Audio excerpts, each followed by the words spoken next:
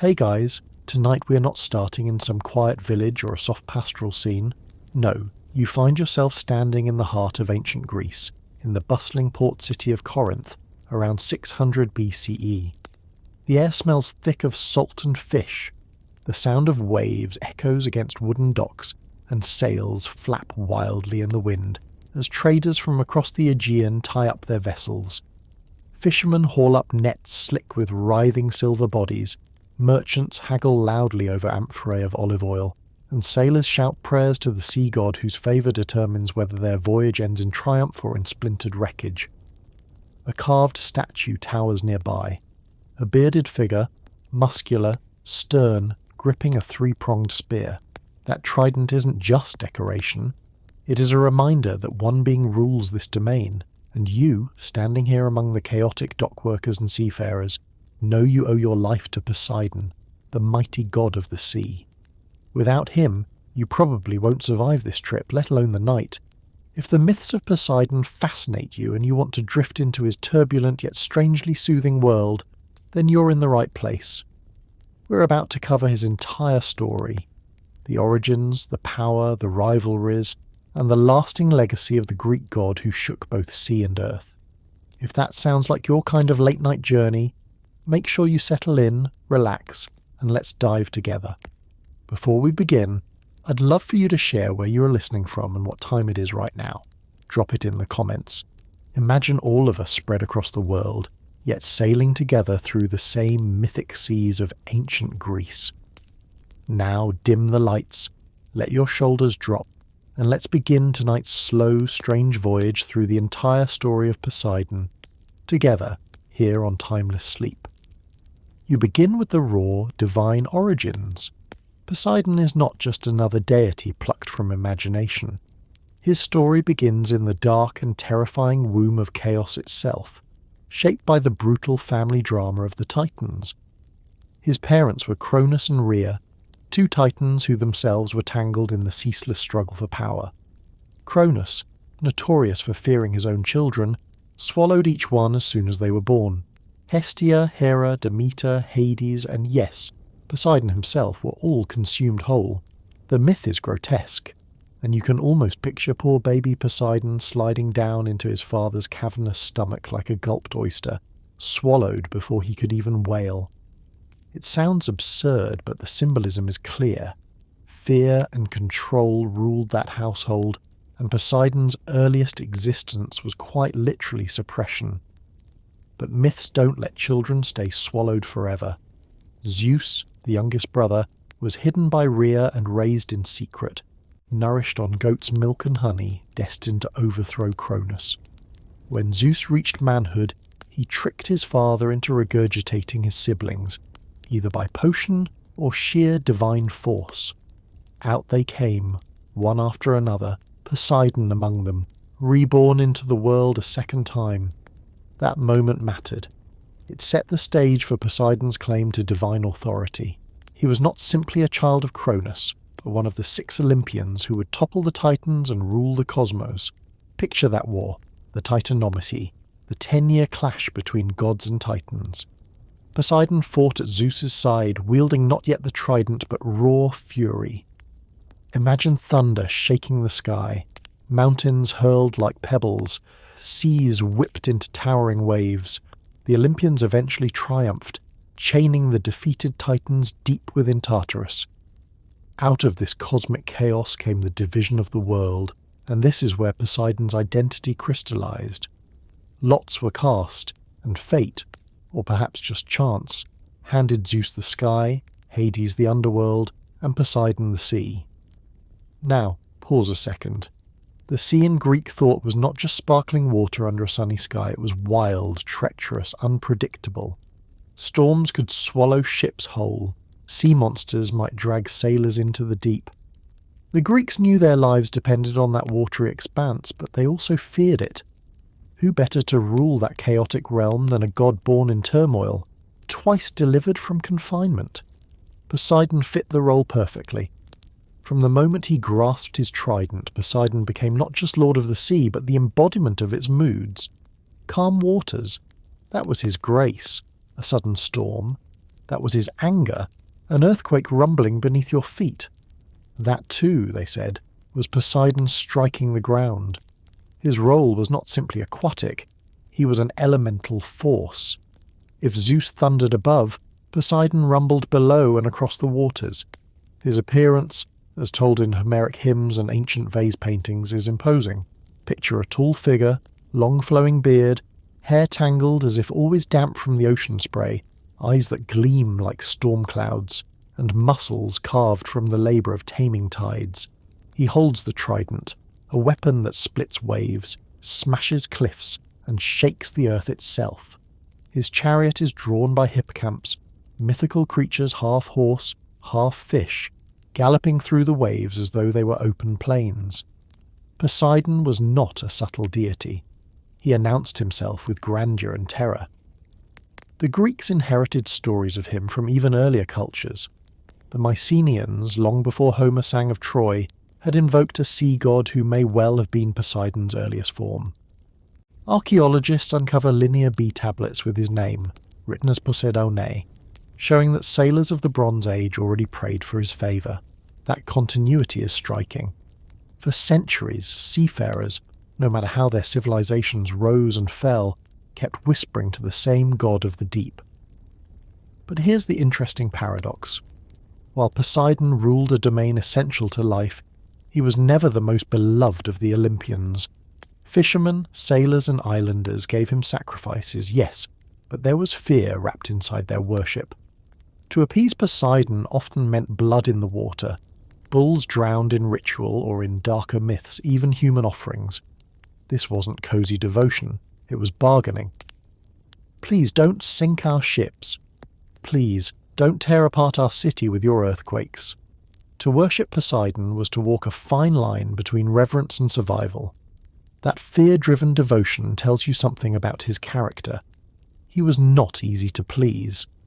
Poseidon, across myths, is moody, volatile, often quick to punish slights.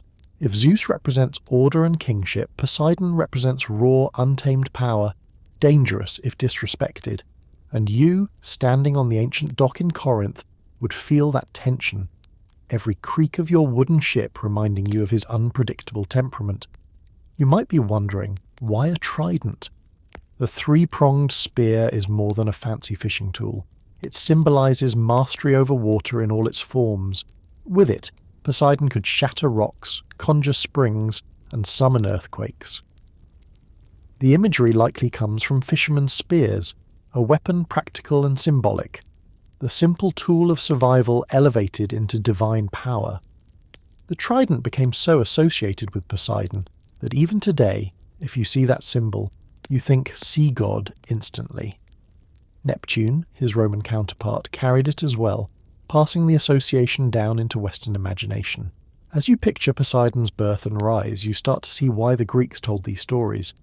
It wasn't just entertainment, it was a way to explain the unexplainable. Why does the sea turn calm one moment and deadly the next? Why do earthquakes strike seemingly at random? Why do sailors vanish into the horizon and never return? The answer was Poseidon. He was a personification of natural uncertainty, a god to blame, a god to beg. One cheeky thought. Imagine being one of the other siblings. Hades gets the gloomy underworld, Zeus gets the glorious sky with all its lightning, and you, Poseidon, are given the sea. At first, it might seem like a consolation prize, but actually, in a world built around maritime trade and survival, that's a seat of enormous influence. Every Greek port city, every fishing village, every wandering sailor became dependent on your mood. That's leverage. That's like being the manager of the only airport in the country. Everyone has to pass through your gates, and you can decide who flies and who crashes. Still, Poseidon's story is not just one of cosmic domains. His origins shaped him into a figure both majestic and flawed. Being swallowed by your father, spat out, then hurled into war, it doesn't exactly nurture a gentle personality. Poseidon carried a chip on his shoulder. He wanted recognition equal to Zeus, and when he didn't get it, his temper flared. Many of his myths revolve around his attempts to assert dominance, often with mixed results. One last detail before we move on. Poseidon was not merely an ocean deity. In some early traditions, he was a god of horses as well. That seems strange until you remember how Greeks imagined the sea. Wild, galloping waves like horses running across an open field. To tame a horse was to tame chaos. To ride the sea was to court danger. Poseidon bridged both, commanding not only the depths but also the creatures on land that mirrored his watery power. In fact, myths credit him with creating the first horse, striking the earth with his trident to summon the animal into existence. That dual role, sea and horses, gave him a richer, wilder dimension than most gods. So as you stand in Corinth, surrounded by sailors chanting his name, you realize you're not just hearing tales of some distant deity. You're living in a culture where Poseidon's presence is immediate, visceral, unavoidable.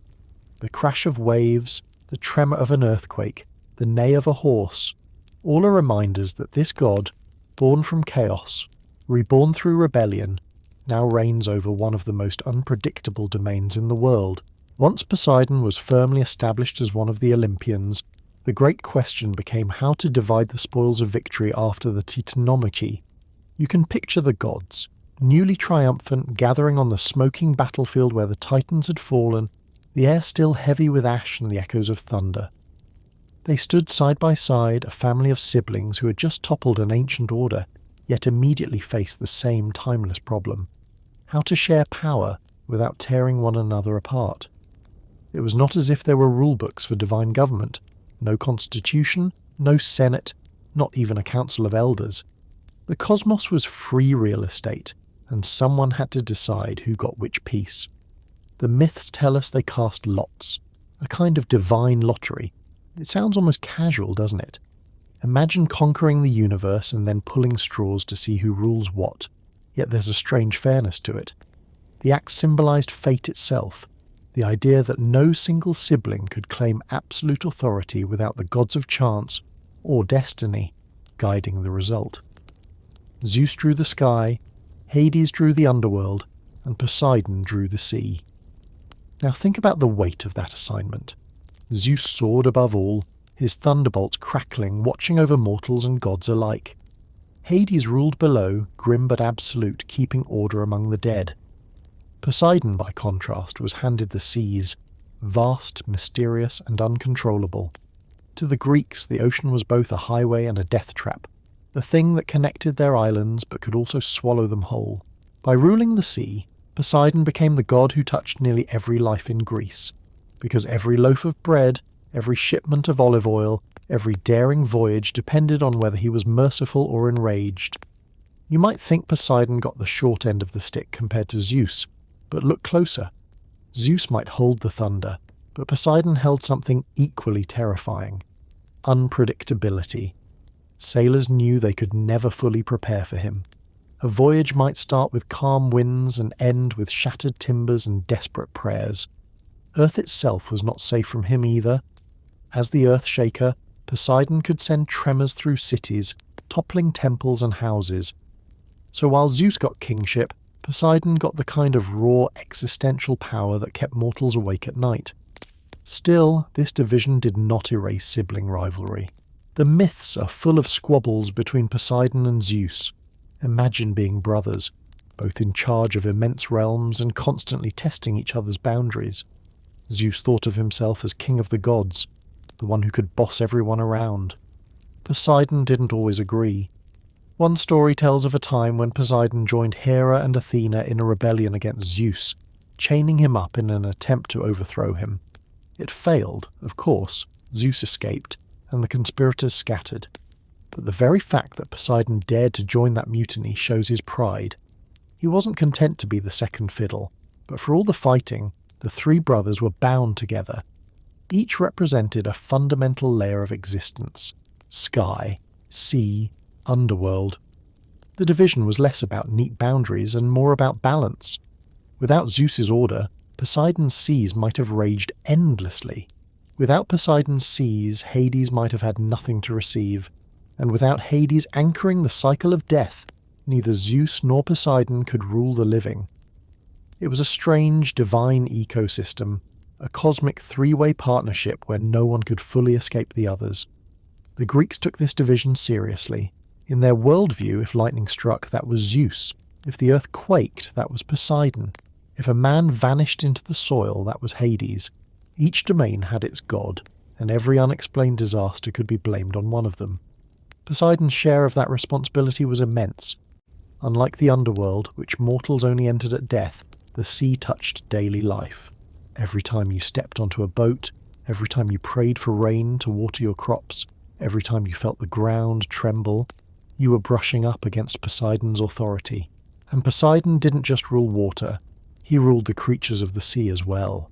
In myths, whales, dolphins, sharks, and sea monsters were all under his command. His palace was said to lie at the bottom of the ocean, made of coral and gold, with Nereids and Tritons attending him.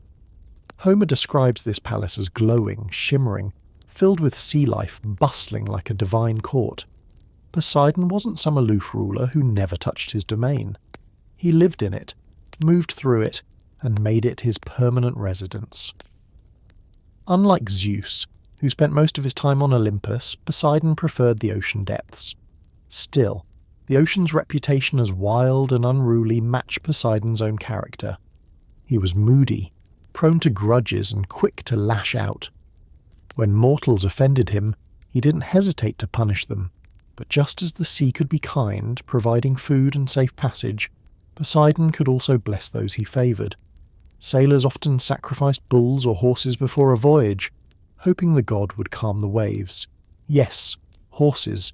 Remember, Poseidon was also linked to horses, perhaps because the Greeks saw the waves as galloping like herds. In fact, the myth says he created the first horse, striking the ground with his trident to bring it forth. Imagine that, one blow, and suddenly, from the earth, a horse snorting and stamping as if the sea itself had taken form. Let's not forget earthquakes, though. Poseidon wasn't just Lord of the Sea, but also Earthshaker. That title made him even more terrifying. You could avoid sailing, but you couldn't avoid standing on land. When the ground split and swallowed villages, people assumed Poseidon was stomping in anger. That dual role, of water and earth, gave him a reach that stretched into every corner of Greek life. Even farmers who never left their fields had to respect him. The sea might be distant, but the ground under their feet could betray them at any time. One cheeky aside. You have to wonder if the Greeks really liked Poseidon. They feared him, sure, but affection? Not so much. Zeus inspired loyalty, Athena inspired admiration, Aphrodite inspired desire. Poseidon? He inspired sweaty palms and anxious glances at the horizon. You didn't invite Poseidon to the dinner party because he was charming. You invited him because if you didn't, he might sink your boat on the way home. It's like being friends with the landlord, not because you want to, but because you don't want to get kicked out. Yet in that fear lay respect. The Greeks built him temples like the great sanctuary at Sunion, perched dramatically on a cliff above the sea. Sailors leaving Athens would stop there to offer sacrifices, gazing at the vast waters they were about to cross. Imagine standing on that cliff, the marble columns gleaming white in the sun, the blue Aegean stretching endlessly before you. You'd whisper a prayer, toss wine or blood into the water, and hope Poseidon was in a good mood. Without his blessing, your voyage might never return. The division of the cosmos also influenced myths about human destiny. When heroes sailed on quests, Jason seeking the Golden Fleece, Odysseus trying to return home, Poseidon's domain was always the greatest obstacle. His role in those stories wasn't random. It was a direct consequence of that ancient division. His job was to test mortals, to remind them that the sea was never theirs to command. So the next time you think about Poseidon drawing the sea in that lottery, realize it wasn't a consolation prize. It was the heart of Greek existence. The sea was their highway, their source of wealth, their field of exploration, and Poseidon, moody and mighty, was the tollkeeper. Every ship sailed at his pleasure. Every island thrived or starved by his will. And as the Greeks told it, Poseidon relished that power. He wasn't a background character in the cosmos. He was a force that shaped every journey, every tremor, every crashing wave. His share of the universe wasn't just water, it was uncertainty itself. And for mortals, uncertainty was often the most terrifying god of all. Poseidon's story moves beyond cosmic lotteries and quarrels with Zeus when you step into the domain of his marriage. Of all his myths, one of the most telling about his personality is his pursuit of Amphitrite. She was a Nereid, a sea goddess herself, daughter of Nereus and Doris, and part of a long line of 50 dazzling sisters who embodied every mood of the sea. You'd think that since Poseidon ruled the ocean, finding a bride among its deities would be a straightforward affair. But if there's one constant in Greek mythology, it's that nothing involving gods and marriage is ever simple. Poseidon first spotted Amphitrite dancing with her sisters on the island of Naxos. Imagine the scene. 50 sea maidens moving in rhythmic harmony along the shore, their voices like waves crashing gently in chorus. Amphitrite caught his eye immediately, her beauty rivaling even that of the Olympian goddesses. For Poseidon, used to bending waves and quaking earth to his will, this should have been easy. But Amphitrite wanted none of it. When Poseidon tried to court her, she flatly rejected him and fled, disappearing beneath the waters, retreating as far as she could from his advances. That refusal set the stage for one of Poseidon's most stubborn pursuits. You can sense his pride bristling. Here was the lord of the sea, master of storms, and yet a goddess under his own dominion dared to say no. Poseidon wasn't known for taking rejection gracefully, but instead of seizing her by force, as some myths depict him doing with other lovers, he resorted to persuasion through a middleman, the dolphin. This clever creature, loyal and persuasive, tracked Amphitrite to the farthest corners of the sea. It pleaded Poseidon's case so eloquently that Amphitrite finally relented, agreeing to marry him. The dolphin's service was so valued that Poseidon honoured it by placing its image among the stars as the constellation Delphinus. You might notice that dolphins still carry a touch of sacredness today in Greek lore, symbols of grace and divine favour, all thanks to their role in this myth. So the wedding took place, a union of two powerful sea figures. Amphitrite became Poseidon's queen, a counterpart to his often volatile nature. Unlike Hera, who spent much of her marriage enraged at Zeus's infidelities, Amphitrite is portrayed as a calmer presence, enduring Poseidon's temper and dalliances with a kind of resigned dignity. That doesn't mean she lacked backbone. In some myths she intervened, punishing Poseidon's lovers or children with curses, but overall she symbolized the stabilizing calm of the sea beside Poseidon's storms.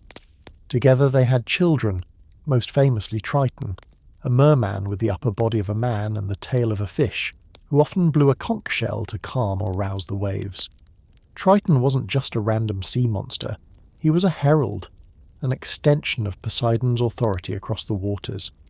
The image of Triton blowing his shell became so iconic that later cultures, including the Romans, absorbed it into their mythology. Even Renaissance painters couldn't resist showing Triton escorting Neptune's chariot, the conch call echoing through the foam. They also had daughters, like Rhodos, linked to the island of Rhodes, and Benthesacheme, who lived in the depths of the sea. Each child extended Poseidon's dominion, anchoring his family into the geography of the Mediterranean. The Greeks often tied divine offspring to specific places, creating sacred landscapes where myth and geography fused.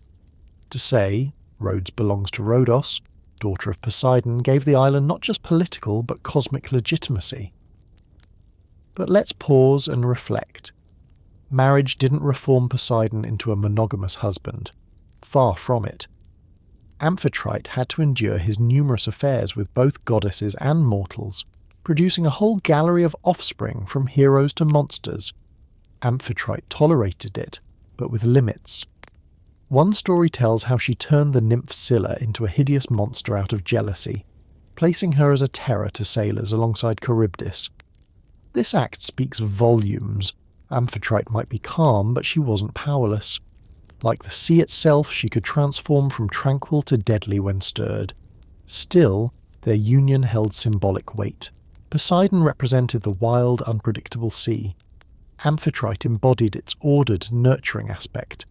Together they mirrored the duality of the ocean itself. To the Greeks, the marriage wasn't about romance. It was about balance. Without Amphitrite, Poseidon might have been pure chaos. With her, there was at least the potential for structure within the storm. You can almost imagine their palace beneath the waves, described in the Homeric hymns as shimmering with coral and precious stones guarded by sea creatures, filled with music from the Nereids.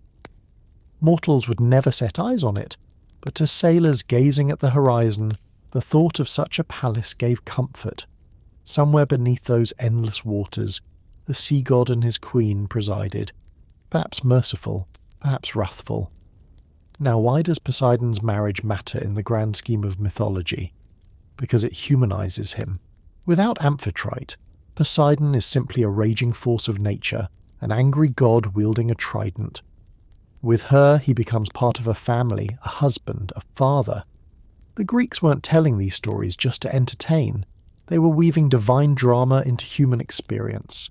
Marital strife, jealousy, compromise. These were relatable struggles, mirrored in cosmic scale. Let's add a cheeky thought here. Poseidon sending a dolphin to woo Amphitrite is almost like sliding into someone's DMs through a mutual friend. The god of the sea, unable to persuade her directly, has to rely on a wingman, and just like today, the wingman sometimes gets the most credit. That dolphin, immortalized in the stars, arguably had the most successful matchmaking career in history. But beyond the humour, you see how central Amphitrite was to shaping Poseidon's image. Without her, he might have remained simply the embodiment of storms and quakes. With her, his myth gained depth, grounding him in relationships and creating offspring who populated countless other stories. Poseidon and Amphitrite together also symbolised the dual role of the sea in Greek life. On the one hand, it was bountiful, fish, trade, wealth. On the other hand, it was deadly, storms, shipwrecks, monsters. Amphitrite balanced Poseidon just as calm seas balance tempests. To worship Poseidon was to honour both sides of that duality. You didn't just pray for calm waters, you prayed that Amphitrite's influence would soothe her husband's rage. The marriage myths also gave mortals a ritual framework. In sanctuaries dedicated to Poseidon, sacrifices weren't just for him, they often invoked Amphitrite as well. Sailors setting out on voyages asked for her intercession, hoping she could temper Poseidon's wrath. In this way, Amphitrite became a quiet but essential part of Greek religion. She might not have the fame of Hera or Athena, but for sailors facing the open sea, her name was just as vital. It's fascinating too how later cultures adapted this imagery. The Romans, merging Poseidon into Neptune, kept Amphitrite as his consort, calling her Salacia. Even today, when you see paintings of Neptune with the serene queen at his side, you're seeing echoes of that ancient myth from Naxos. A goddess who fled, a dolphin who pleaded, and a marriage that defined the balance of the seas. So when you picture Poseidon, don't just imagine the stormy god with his trident. Imagine also Amphitrite beside him. Quiet but powerful, the queen who reminded him, and everyone else, that the sea isn't just destruction. It's also beauty, rhythm, and renewal. And somewhere deep in that underwater palace, surrounded by shimmering coral walls, you can almost hear her voice echoing softly above the roar of Poseidon's anger, keeping the ocean's fury just barely in check. The myths of Poseidon wouldn't feel complete without looking at his hand in one of the most famous conflicts of all time, the Trojan War. You can almost feel the tension before the war begins, because Poseidon's involvement wasn't simply about picking sides at random. His actions came from grudges, bargains, and slights that had been building for centuries. In fact, his hostility toward Troy dated back to an earlier betrayal, one that festered long before the Greeks ever sailed their ships to the city's walls. The story begins with Laomedon, king of Troy, who once contracted Poseidon and Apollo to build the great walls of the city. Yes, you read that right. The gods themselves acted like divine stonemasons. The punishment for the gods came after Zeus ordered them to serve a mortal for a year as penance for a rebellion. Laomedon, smugly seizing the opportunity, had them labour on Troy's fortifications. Poseidon and Apollo obeyed, raising towering stone walls that would make Troy nearly impregnable. But when the work was finished, Laomedon refused to pay them. He mocked the gods, cheating them of their due reward. Imagine the insult. Poseidon, who could shatter cities with earthquakes, treated like a hired hand and then stiffed of payment. That insult burned deep. From then on, Poseidon held a grudge against Troy. He even sent a sea monster to terrorize the city until Heracles arrived to slay it. The betrayal lingered, the divine chip on his shoulder. So when the Trojan War erupted generations later, Poseidon already knew where his loyalties would lean. At first, the gods were divided. Hera and Athena favoured the Greeks, while Aphrodite and Apollo leaned toward the Trojans. Poseidon's choice? He sided with the Greeks, not necessarily out of love for them, but out of his lingering hatred for Troy. Yet Poseidon's character meant he couldn't stay consistent for long.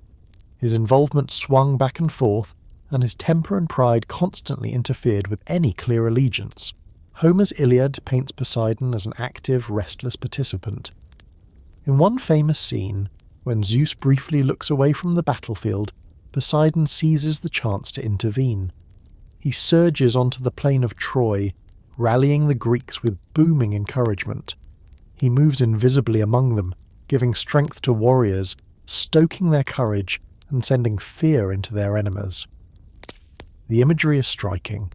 Poseidon rising from the sea, his massive form striding across the waves, horses pulling his chariot over the foam, and then stepping onto the dry land with the ground trembling beneath his feet. Soldiers might not have seen him, but they felt his presence in the surge of battle fury. One specific example is his support of the Greek hero Idomeneus, king of Crete. Poseidon disguises himself, urging Idomeneus to fight bravely, filling him with a rush of divine energy. This was classic Poseidon, not just throwing waves at ships, but actively involving himself in the blood and dust of war. He wasn't a distant god in these moments. He was down in the fray, tipping the scales where he saw fit. Yet his interventions didn't always please Zeus. The king of the gods had declared that no deity should interfere too openly in the Trojan War. But Poseidon, never one to be cowed, defied him. The two brothers nearly clashed in full-blown conflict, with Hera and Athena cheering Poseidon on to stand up to Zeus. At one point, Zeus had to send a stern warning through Iris, the divine messenger, commanding Poseidon to retreat. You can almost hear the thunder in Zeus's voice. "Don't test me, brother!" Reluctantly, Poseidon withdrew, but his grudge and restlessness never disappeared. This rivalry with Zeus during the war shows you just how much Poseidon's pride influenced his actions. He wanted to punish Troy, yes, but he also wanted to prove he wasn't subordinate to his brother. The Trojan War wasn't just a clash of mortals, it was another stage for Olympian politics, with Poseidon right at the centre. Interestingly, Poseidon's role also tied directly to the Greeks' mastery of seafaring. The entire war depended on their ability to cross the Aegean with a massive fleet. Without Poseidon's grudging tolerance, they would never have made it to Troy at all. Even their greatest hero, Achilles, was closely linked to the sea through his mother, Thetis, a sea goddess. Every time the Greeks launched their ships or prayed for favourable winds, Poseidon's presence was felt. But the god's involvement was never straightforward. He could rally the Greeks one day and ignore them the next. In some versions of the myths, Poseidon even grows angry with the Greeks later, punishing them for their arrogance or cruelty. That's the thing about Poseidon. He wasn't a god of loyalty, he was a god of moods. His favour was as fickle as the tides, shifting with unseen currents. One cheeky aside, imagine being a Greek soldier at Troy. You're fighting, sweating, terrified, and then you feel this surge of courage. You don't know why, but suddenly your arms feel stronger, your heart steadier. Congratulations, Poseidon just gave you a pep talk. Too bad he might take it back tomorrow if Zeus scolds him. No wonder the soldiers made sacrifices every chance they got. You never knew when the sea god might flip his mood. Poseidon's hostility toward Troy culminated after the war as well.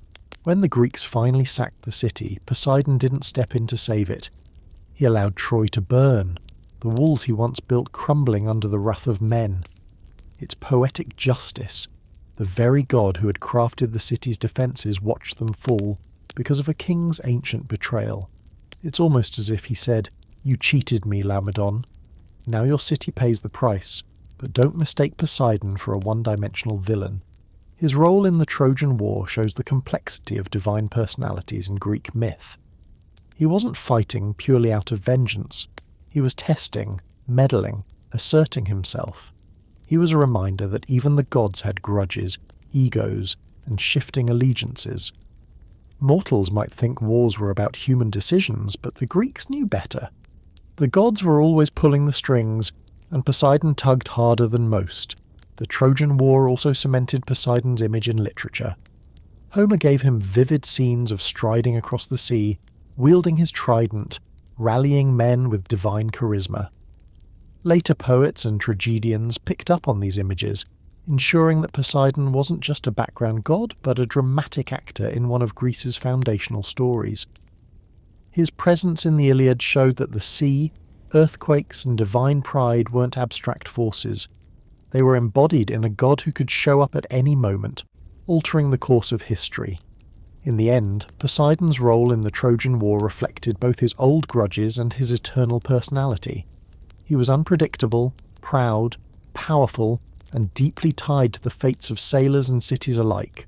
For the Greeks listening to these stories, Poseidon wasn't just a character. He was a reminder that the sea they relied upon for trade, travel, and war was never safe, never loyal, never entirely theirs.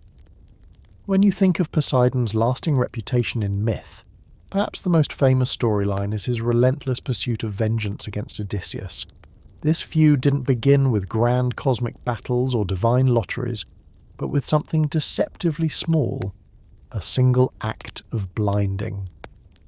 The trouble started when Odysseus, that crafty king of Ithaca, found himself trapped in the cave of Polyphemus, a cyclops and one of Poseidon's many children.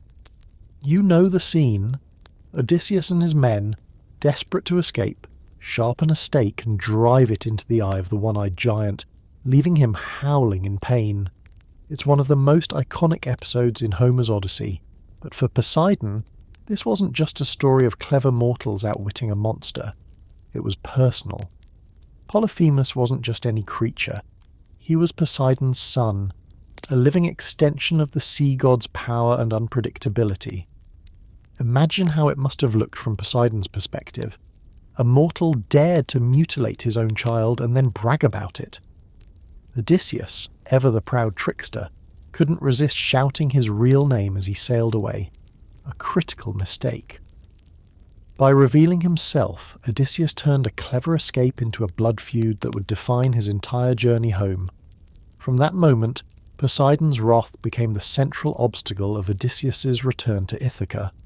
He didn't just send storms at random, he actively sought to delay, torment, and punish.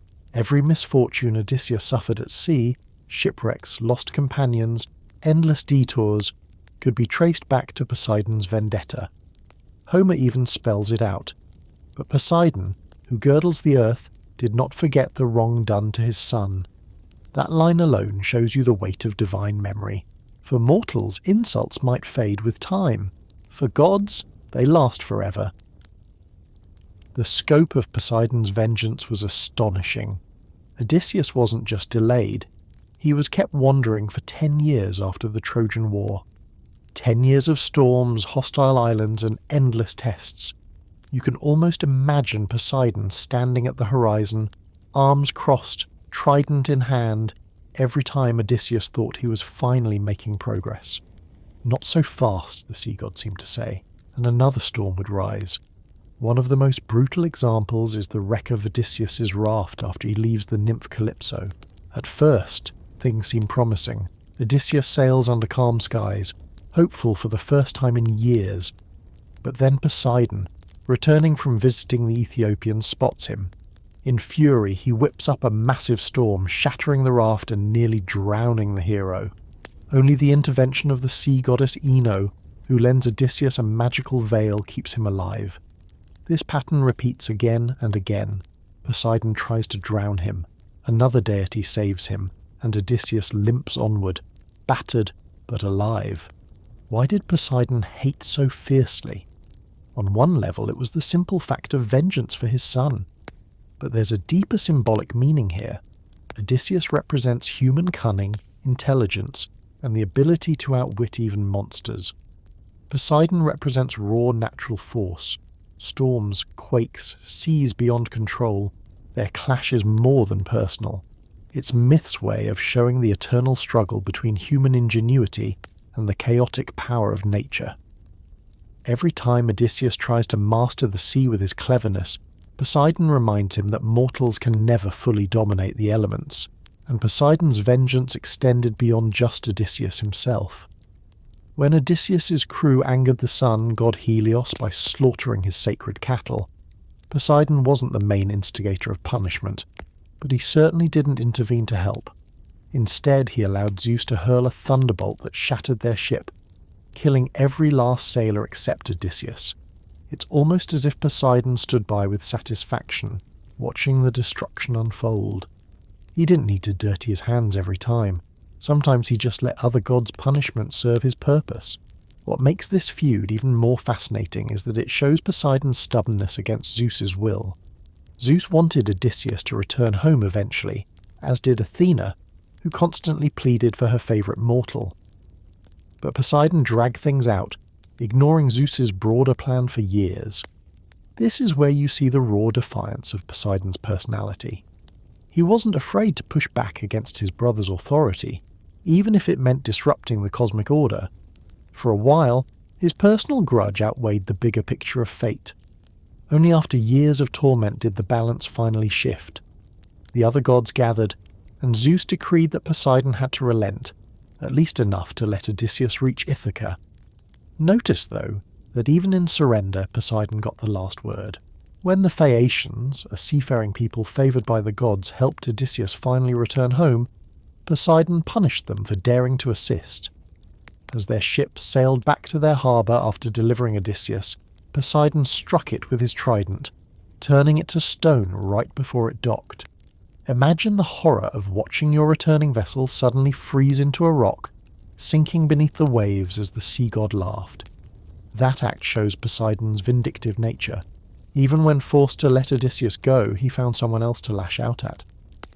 This vendetta didn't just define Odysseus's journey, it became a cultural metaphor. For the Greeks, it explained why voyages were so perilous, why sailors could be delayed for years, why storms could feel so personal. Poseidon wasn't just an abstract god, he was the one who remembered every slight, who punished arrogance, who tested the limits of human endurance. Odysseus, in turn, became the model of persistence, enduring endless divine harassment with grit and wit until he finally made it home. One cheeky thought. Imagine if Odysseus had just kept his mouth shut when he escaped Polyphemus's cave. If he'd sailed away quietly instead of shouting his name, maybe Poseidon would never have known who to blame. But Odysseus couldn't resist boasting, and that single slip of pride cost him 10 years. There's a lesson there. Don't trash-talk the children of gods, especially when their father controls the ocean. What's also striking is how Poseidon's wrath wasn't just random malice, it was targeted and relentless. Other gods often moved on from insults, distracted by new dramas. Poseidon didn't. Once you crossed him, you stayed on his list. His pursuit of Odysseus shows a divine personality shaped by grudges, where memory lasted longer than any mortal life. If you think of Zeus as the god of justice and order, Poseidon was the god of payback and unpredictability. And here's something that adds another layer. While Poseidon tormented Odysseus, his interventions made the story itself unforgettable. Without Poseidon's storms, the Odyssey would just be a straightforward sailing trip. It's the endless detours, the shipwrecks, the divine grudges that turn it into an epic. In a strange way, Poseidon is the unsung co-author of Homer's masterpiece. He's the reason we still talk about Odysseus at all.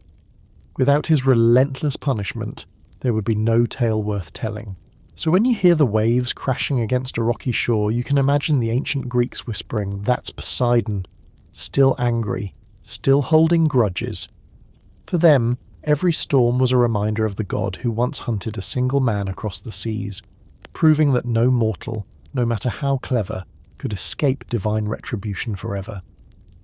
Poseidon's mythological presence extends far beyond Odysseus and the Trojan War. If you take a closer look at his family tree, you begin to realize why his legacy feels so enormous. He fathered more children than almost any other Olympian, and nearly all of them were strikingly unusual. His offspring ranged from sea deities to monstrous creatures, and from noble kings to tragic figures. Poseidon's children carried his personality traits into myth: strength, volatility, unpredictability, making his line one of the most influential in Greek storytelling. Start with the most famous category, his divine children of the sea. You've already met Triton, his son with Amphitrite, the merman who blew his conch shell to still or rouse the waters. Triton was not just a minor figure, but became a recognizable type. The image of a sea god with a human torso and fish's tail appears again and again in art. In some later traditions, Tritons multiplied into a whole class of beings, a kind of underwater counterpart to nymphs, all blowing their conches in Poseidon's service. But Triton was only the beginning. Poseidon also fathered sea nymphs and water spirits, each associated with islands, rivers, or coastal features. These children gave the Greeks a way to explain the personality of each place. An island wasn't just land in the sea, it was the domain of Poseidon's child. This familial logic connected the god's power to the physical geography of the Greek world. Sailors believed they weren't just navigating water, they were moving through the sprawling invisible household of Poseidon's descendants. Then there were the monstrous offspring, often terrifying and destructive. Scylla, whom you've heard of alongside Charybdis, was sometimes said to be Poseidon's daughter, depending on the version. A hideous creature with multiple heads and rows of teeth, she became a nightmare for sailors, devouring them as they passed through narrow straits. Another monstrous child attributed to him was the wild horse Arion, born from his union with Demeter when she transformed into a mare.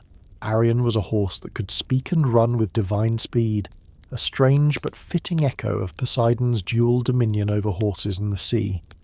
The Cyclops Polyphemus was also counted among his sons, which adds a layer of irony to Odysseus' story. Imagine being a sailor and realizing that the one-eyed giant you just blinded wasn't just some random brute, but the offspring of the god who controls every wave beneath your boat. That's the kind of family connection that could ruin your decade. Yet Poseidon's children weren't all monstrous or divine. Many were mortal heroes, kings, or founders of dynasties. These stories gave Greek cities a prestigious claim. Our founder was the son of Poseidon. For instance, Theseus, the great hero of Athens, was often described as Poseidon's son, though some versions made Aegeus, king of Athens, his father. This dual paternity reflects the tension in Theseus' story. A mortal king gave him political legitimacy, but divine blood from Poseidon gave him heroic power. When Theseus dove into the sea to retrieve a ring as a test of courage, Poseidon's creatures guided him safely, proving his heritage. That kind of myth tied Athens not only to a human founder, but to the sea god himself, a claim of both political and divine importance. There's also the story of Orion, the giant hunter, sometimes said to be Poseidon's son.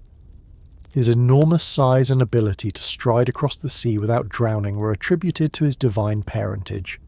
Orion's fate, slain and placed among the stars, reflects the common pattern of Poseidon's offspring, powerful but unstable, often doomed. One of the more tragic children was Phaon, associated with the island of Rhodes. In these myths, Poseidon fathered rulers of distant lands, connecting his lineage with colonization and exploration. By scattering his children across the Mediterranean, the Greeks could explain their cultural presence everywhere. Wherever there was a port, an island, or a new colony, there was likely a tale of Poseidon's son or daughter tied to it. What's striking about this brood is the sheer diversity. Zeus's children tended to be heroes or kings. Apollo's were often musicians or prophets. Poseidon's, by contrast, could be anything from monsters to saviours, horses to hunters, kings to killers. His family tree looks less like a neat genealogy and more like a wave crashing into every corner of myth, leaving behind unpredictable results. That chaotic spread mirrors his personality. Poseidon didn't father children in moderation. He unleashed them like storms, shaping myth in every direction. But it wasn't just the children themselves that mattered. The stories of their births often carried hints of Poseidon's impulsiveness and lack of restraint. Unlike Zeus, who sometimes disguised himself in elaborate forms to seduce mortals, Poseidon was often more direct, even forceful.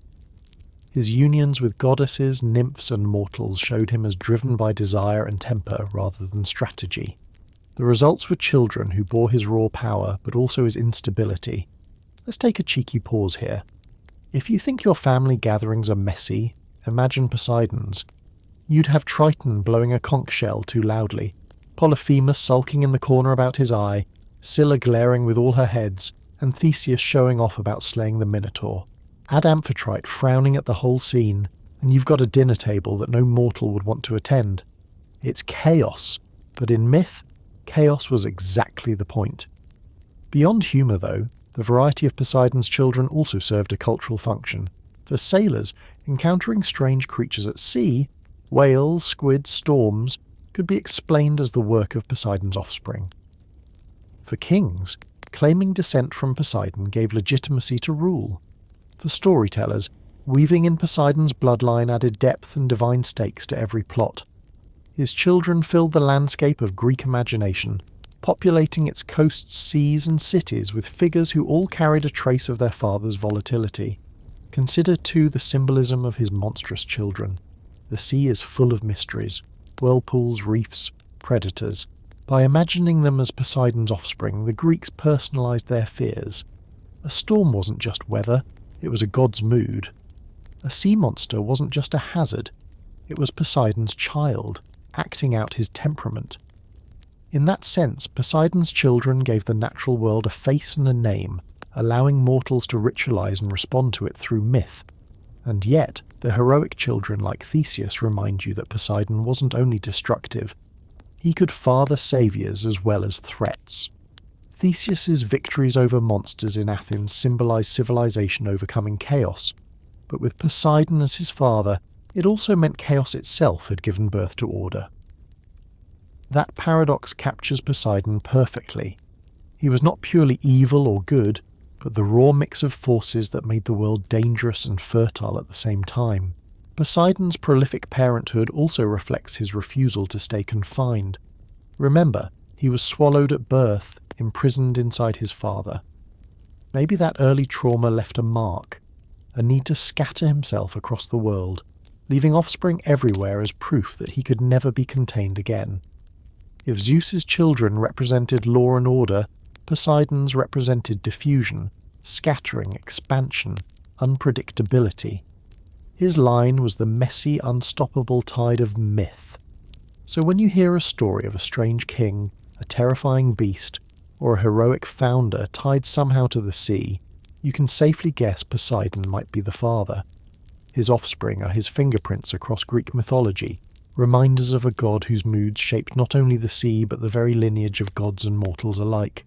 If there is one myth that perfectly captures Poseidon's volatile pride, and the way his ambitions often collided with other gods, it is his rivalry with Athena for the city of Athens. You might think of Athens as a city inseparably tied to wisdom and the olive tree, but in its earliest myths, that connection was far from guaranteed. Poseidon wanted the city too, and what followed was one of the most famous divine contests in all of Greek mythology. Picture the scene: a rocky outcrop in Attica, where a small but growing settlement has begun to thrive. The gods gather there, watching mortals plant crops and build houses. Cities were important prizes for gods. Each wanted patronage, sacrifices, temples, and influence over mortal lives. Athens, with its strategic location and potential for greatness, was a particularly tempting jewel. Poseidon and Athena both staked their claim. To resolve the dispute, the gods agreed on a contest. Each would present a gift to the city, and the citizens would choose which god to honour as patron. Poseidon stepped forward first. With all the drama you'd expect from a sea god, he struck the ground of the Acropolis with his trident. The rock cracked open, and out gushed a spring. But the water was salty, drawn from the sea. Some versions say it was a fountain, others say it was a warhorse leaping forth. Either way, the symbolism was clear. Poseidon was offering power. Salty water meant seafaring might, a reminder that Athens could dominate the waves under his protection. The horse meant strength in war, the ability to conquer neighbours. His gift was force, expansion, dominance. Then Athena stepped forward. She planted a seed, and from the earth grew the first olive tree.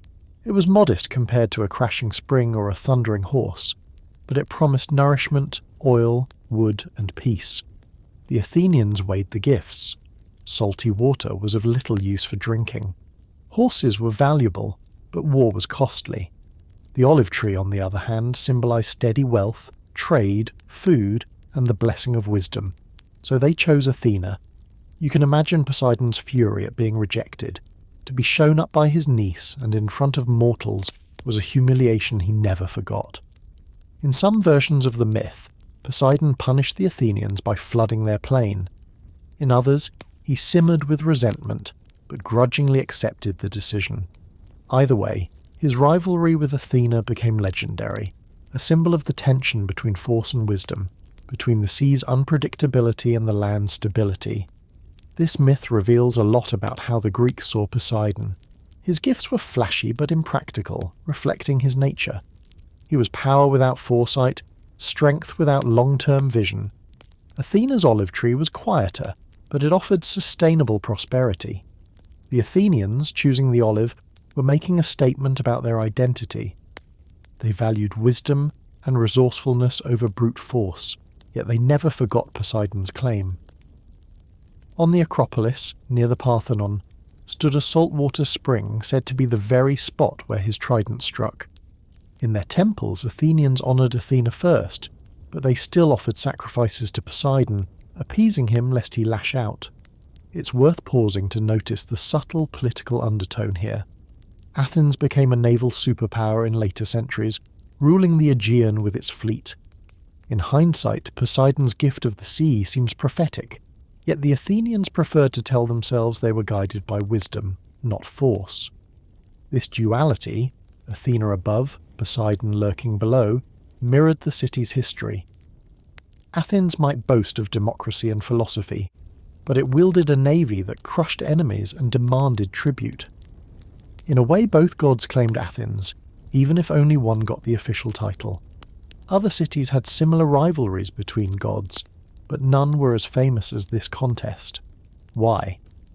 Because the story reflects something deeply human, the tension between two ways of living. Do you rely on brute power, or do you cultivate steady wisdom?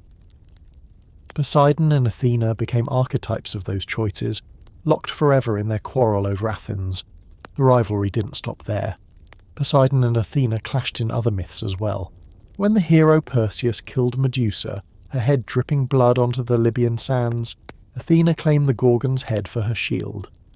But Medusa herself had been a victim of Poseidon's desire. Some versions say he assaulted her in Athena's temple. Outraged by the desecration, Athena cursed Medusa into a monster whose gaze turned men to stone. This episode deepened the hostility between the two deities. Poseidon as the violator, Athena as the avenger.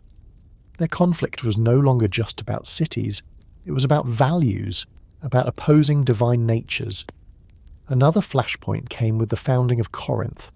Both Poseidon and Helios, the sun god, wanted control of the city. Zeus divided it. Poseidon received the isthmus, Helios the Acropolis. Athena often opposed Poseidon in such disputes, siding with reason and order against his turbulent ambition. These repeated contests show you a pattern. Poseidon constantly pushing for more, often losing to gods whose gifts were subtler but more useful. Cheeky thought here, Poseidon's gift-giving record isn't great. Imagine him at a birthday party. Everyone else brings thoughtful presents, and he slams a trident into the floor yelling, "Here's some salt water." not exactly winning most popular god awards. Athena, meanwhile, shows up with olive oil, bread and wisdom. Practical, tasty, and long-lasting. No wonder she won. But don't underestimate Poseidon's lingering presence in Athens. The sea was always vital, and the Athenians knew they couldn't ignore him. At the Erechtheion, a temple on the Acropolis, you could still see the mark of his trident and hear the splash of his saltwater spring. These were reminders that even though Athena reigned supreme, Poseidon's claim was carved into the very rock. The Athenians lived under the olive tree's shade, but the sea god's shadow always lingered nearby. This rivalry also highlights Poseidon's broader personality and myth. He was a god of challenges, always pushing against others, always trying to assert dominance.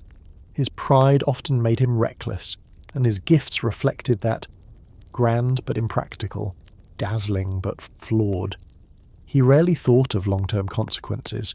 In contrast, Athena embodied planning, foresight, and strategy. Their rivalry wasn't just personal, it was symbolic of two different philosophies of life. And yet, even in losing, Poseidon played a crucial role in shaping Athens. Without his challenge, Athena's victory wouldn't have carried the same weight. The myth gave Athenians a story that defined their identity, setting them apart from other cities. They were the people who chose wisdom over force, the olive tree over the salty spring. Poseidon's loss became their gain, a narrative they could tell about themselves for centuries. The contest also explained something else: why the Greeks were so careful to honour every god, even those who lost. They knew that slighting Poseidon could bring floods, quakes, or storms. So while Athena had her Parthenon, Poseidon still received sacrifices at Sunion, Corinth, and countless coastal shrines. His rivalry with Athena didn't erase his power. It simply reminded mortals of the need to balance respect between gods, even when one seemed more victorious. In the end, Poseidon's rivalry with Athena is less about a single contest and more about the eternal clash between two forces: brute power and careful wisdom, storm and strategy, sea and land. Athens chose Athena, but the waves of Poseidon still lapped at its harbours, a constant reminder that no victory over the sea god was ever absolute. When you shift from Poseidon's rivalries to his worship, you begin to see how deeply ingrained he was in the everyday lives of the Greeks. For all his unpredictability and temper, Poseidon was one of the most widely revered gods in the pantheon, and his sanctuaries stretched across the Greek world, from mainland Attica to distant colonies. His cults were not mere afterthoughts. They were essential for sailors, farmers, and city-states that relied on the sea for survival. To understand Poseidon in full, you need to step into his temples, festivals, and the rituals mortals offered in trembling respect. Perhaps the most famous sanctuary dedicated to Poseidon was at Cape Sunion, perched dramatically on a cliff overlooking the Aegean. If you've ever seen a photo of Greece where marble columns gleam against the endless blue of sea and sky, that's Sunion. Imagine standing there as an ancient sailor, about to embark on a voyage. The salty wind whips around you, gulls cry overhead, and below, waves crash violently against jagged rocks. Before you set sail, you climb the cliff to offer a sacrifice. Wine is poured, bulls are slaughtered, prayers are whispered into the gusts. Why here? Because this was where mortals felt closest to Poseidon's domain. The temple's position wasn't symbolic, it was practical. From the sea, sailors could see it shining like a beacon, reminding them that Poseidon was watching. But worship wasn't confined to grand temples. Poseidon was honoured in countless smaller shrines along the coasts near harbours, and even inland where earthquakes were common. He wasn't just the god of sailors, he was the earth shaker, and farmers as well as city dwellers prayed for his restraint. In places like Corinth, where the Isthmian Games were held, Poseidon was central. These games, second only to the Olympics in fame, included athletic competitions, horse races, and naval contests. They weren't just for entertainment, they were religious festivals, offerings to Poseidon. Victors didn't just win glory for themselves, but honoured the god whose realm of sea and horses dominated the isthmus. The sacrifices made to Poseidon reflected his dual nature. Horses were his favoured offerings, a curious detail until you recall his role as creator of the first horse.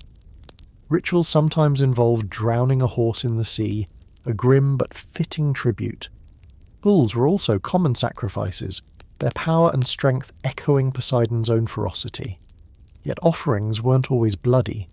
Libations of wine, oil and honey were poured into the waves, prayers whispered over the foam. To give Poseidon a part of your wealth before a journey was not just piety, it was survival insurance. Interestingly, Poseidon's worship often overlapped with other gods. Sailors prayed to him, yes, but also to Apollo for safe navigation, and to Hera for protection of families left behind. Farmers prayed to Poseidon to hold back earthquakes, but also to Demeter for fertile crops. This overlap reveals a key truth. No single god controlled everything. Poseidon's worshippers didn't see him as their only protector, but as one powerful force in a divine network. Still, his rites carried an edge of fear unlike many others. Sacrifices to Apollo were pleas for favour. Sacrifices to Poseidon often felt like bribes to prevent disaster. Some of the most vivid worship practices tied Poseidon to colonization. When Greeks founded new cities, especially overseas, they often dedicated the first sacrifices to Poseidon. His domain was the sea that carried settlers across, and claiming his blessing was a way to sanctify the perilous journey. The god's temples in colonies like Taurus in Italy or Cyrene in Libya show how his cult spread with Greek expansion. Colonists may have left their homeland, but they couldn't leave behind Poseidon. The sea between old and new homes belonged to him. One cheeky observation here. Worshipping Poseidon was a little like paying protection money. You didn't just want him on your side, you desperately didn't want him against you. You could skip sacrifices to Hermes or Hephaestus, and maybe get away with it. Skip Poseidon, and your boat might not make it out of the harbour.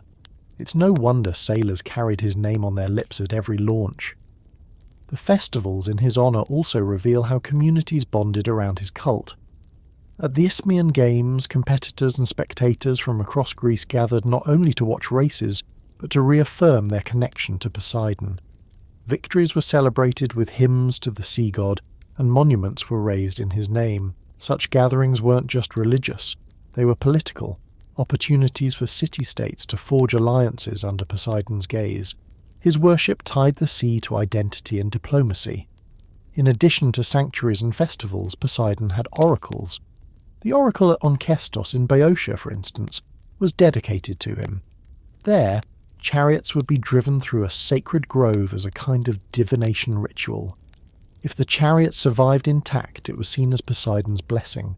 If they broke, well, best not to travel. This ritual shows how his power extended into daily life. Journeys, battles, even civic decisions could hinge on Poseidon's favour. It's also fascinating how his worship reflected his dual domains of water and earthquakes. In coastal regions, he was the sea god first. Inland, where tremors shook the earth, he was primarily the earth shaker. This adaptability kept his cult alive in diverse places. You didn't need to be a sailor to fear Poseidon.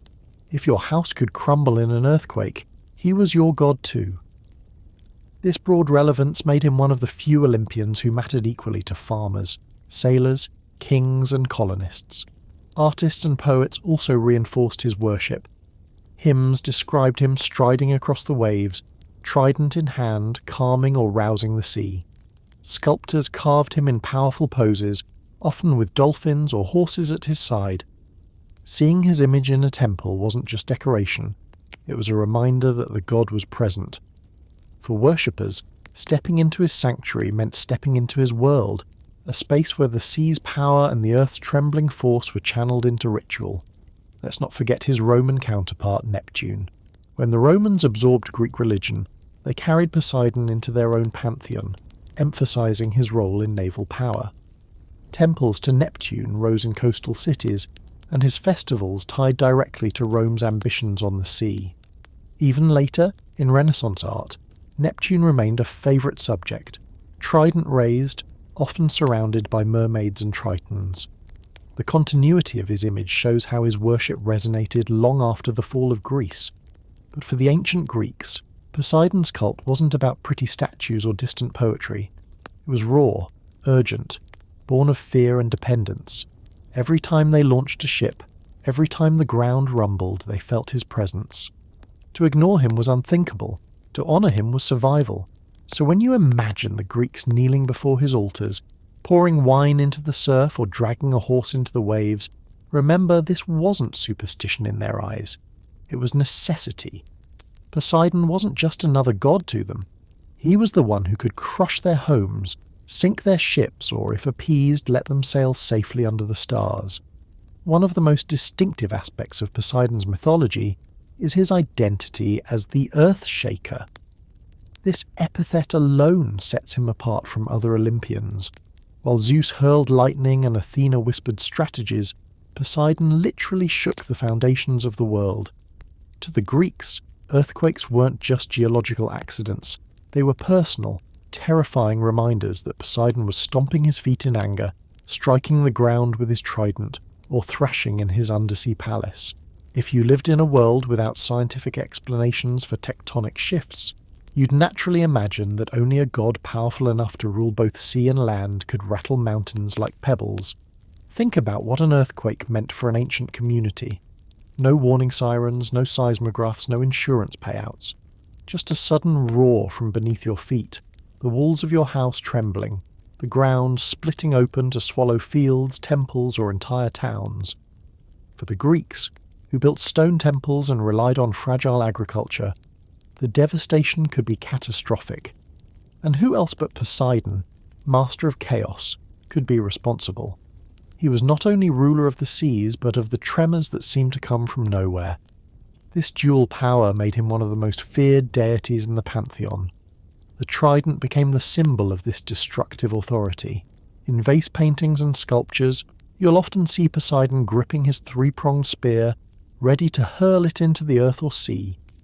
With one strike he could split a mountain, crack open the ground, or summon a spring. In myths, the trident wasn't just a weapon, but a tool of creation and destruction. When he drove it into the earth, new rivers or springs gushed forth, but the same motion could devastate cities with earthquakes. The ambiguity reflects Poseidon's essence: unpredictable, creative, and destructive in equal measure. One myth tells of Poseidon splitting a rock to create a freshwater spring. In another, he used his trident to shatter cliffs, reshaping landscapes. To mortals, these stories explained why the earth looked the way it did. Valleys, springs, and fissures weren't accidents of nature, but scars of Poseidon's strikes. If you lived in a land of earthquakes, these myths made terrifying sense. Instead of faceless nature, you had a god to bargain with, a figure to sacrifice to, a name to curse when your house collapsed. Interestingly, Poseidon's earthquakes weren't always depicted as pure punishment.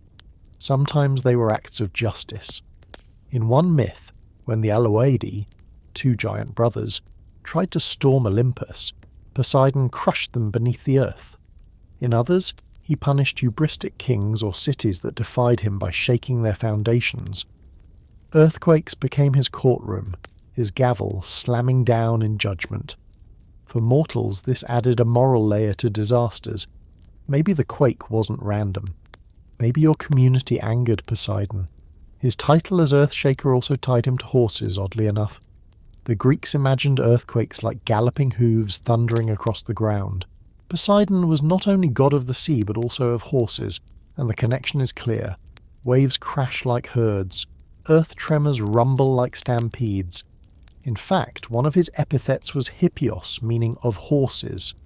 In rituals, horses were drowned in his honour, both as sea creatures, symbolically, and as earth shakers. The linkage of waves, quakes, and hooves paints Poseidon as a god of motion, unstoppable, pounding, never still. There's a cheeky irony here. You could try to avoid the sea if you feared storms, but you couldn't escape the ground beneath your feet. Poseidon's reach was unavoidable. Whether you were a farmer far from the coast or a sailor on the open water, his hand could strike at any moment. That universality of threat made his cult so widespread. He wasn't confined to harbours. He was everywhere, beneath every stone, in every tremor, in every crash of surf. The Athenians themselves tied Poseidon's role as Earthshaker into their myths of the Acropolis. Remember his rivalry with Athena? The spot where he struck the ground with his trident was said to have produced not only a salty spring, but also a tremor that shook the rock. Even in defeat, Poseidon reminded mortals of his other title. He might not have been Athens' patron, but he made sure they never forgot who could shake their city to rubble. Artists and poets leaned heavily on this imagery. Homer calls him the Earth Enfolder, a god who could literally wrap the ground in his power. In the Iliad, when Poseidon strides into battle, the earth itself trembles under his feet. The metaphor is clear.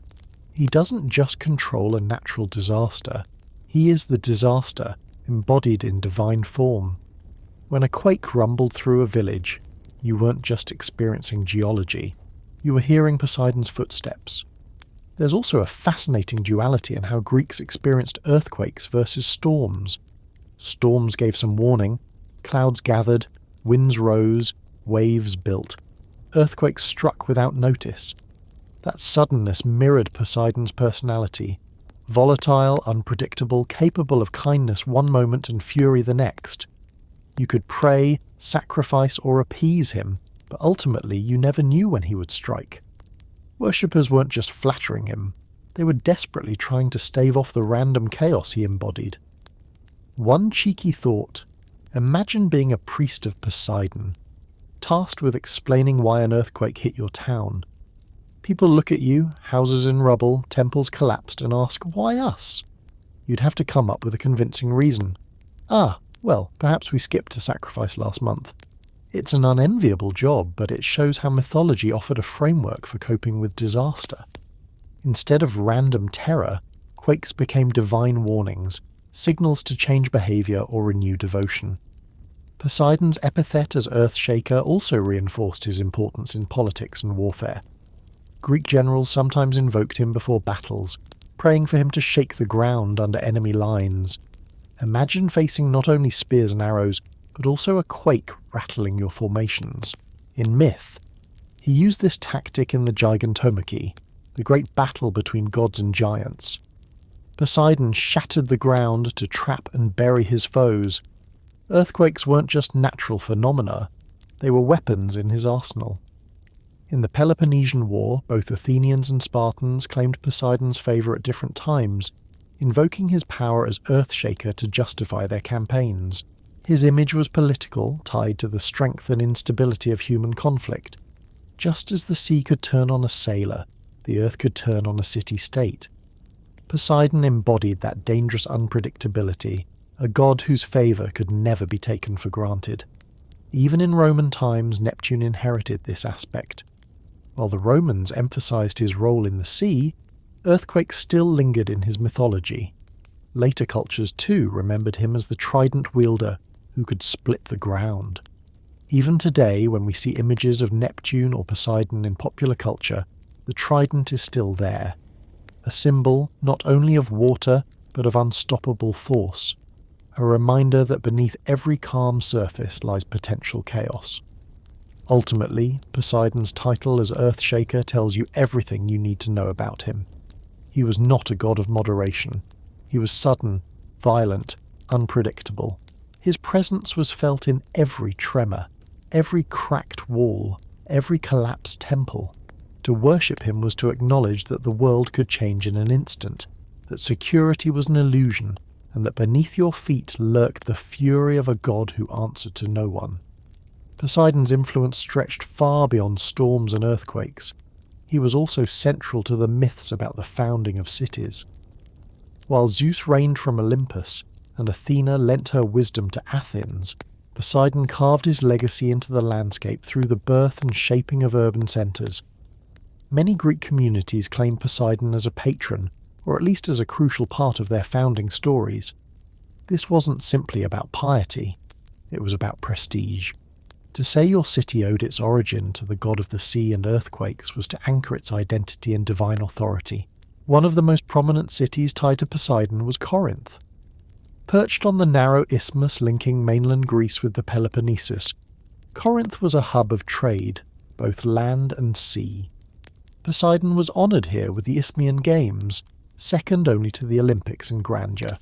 These games, held every 2 years, were dedicated specifically to him, featuring chariot races, athletic competitions, and musical contests. The location wasn't an accident. The isthmus was the perfect stage for Poseidon's dual powers. Horses thundering across the land, ships gliding across the water. For Corinth, claiming Poseidon as patron wasn't just about worship, it was a declaration of their maritime strength and political importance. The games also highlight how Poseidon's role in city founding often blended religion with politics. A city that honoured Poseidon could boast not only divine protection, but also dominance over trade routes and harbours. Corinth's wealth came from controlling passage between the Aegean and Ionian seas, and who better to invoke as guardian of that power than Poseidon himself? Travellers, traders, and athletes passing through the isthmus would witness rituals and sacrifices in his honour, embedding his name into the identity of the city. Elsewhere, other cities link their origins to Poseidon through more mythic stories. In Trozen, for example, Poseidon and Athena were both honoured as co-patrons. Instead of one winning outright, as in Athens, the people decided to honour both gods to avoid conflict. This compromise shows a shrewd awareness. If you live between sea and land, why risk angering either deity? In Trozen, you could find altars to both, a reminder that the balance between wisdom and force, land and sea, was delicate and essential. In Ephyra, Poseidon was said to have fathered the city's rulers, tying its dynasties directly to his bloodline.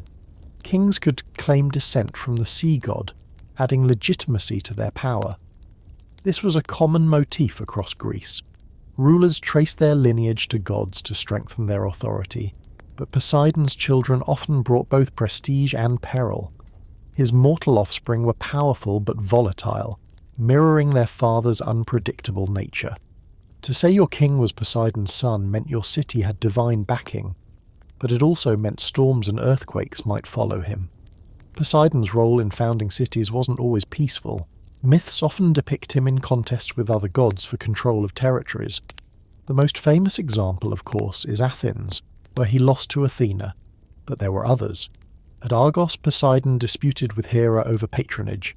Hera won, but Poseidon flooded the plain in retaliation, leaving behind a marshy landscape. In Aegina, Poseidon vied with Zeus for influence. These stories reflect a broader truth. The Greeks understood that no god could dominate everywhere.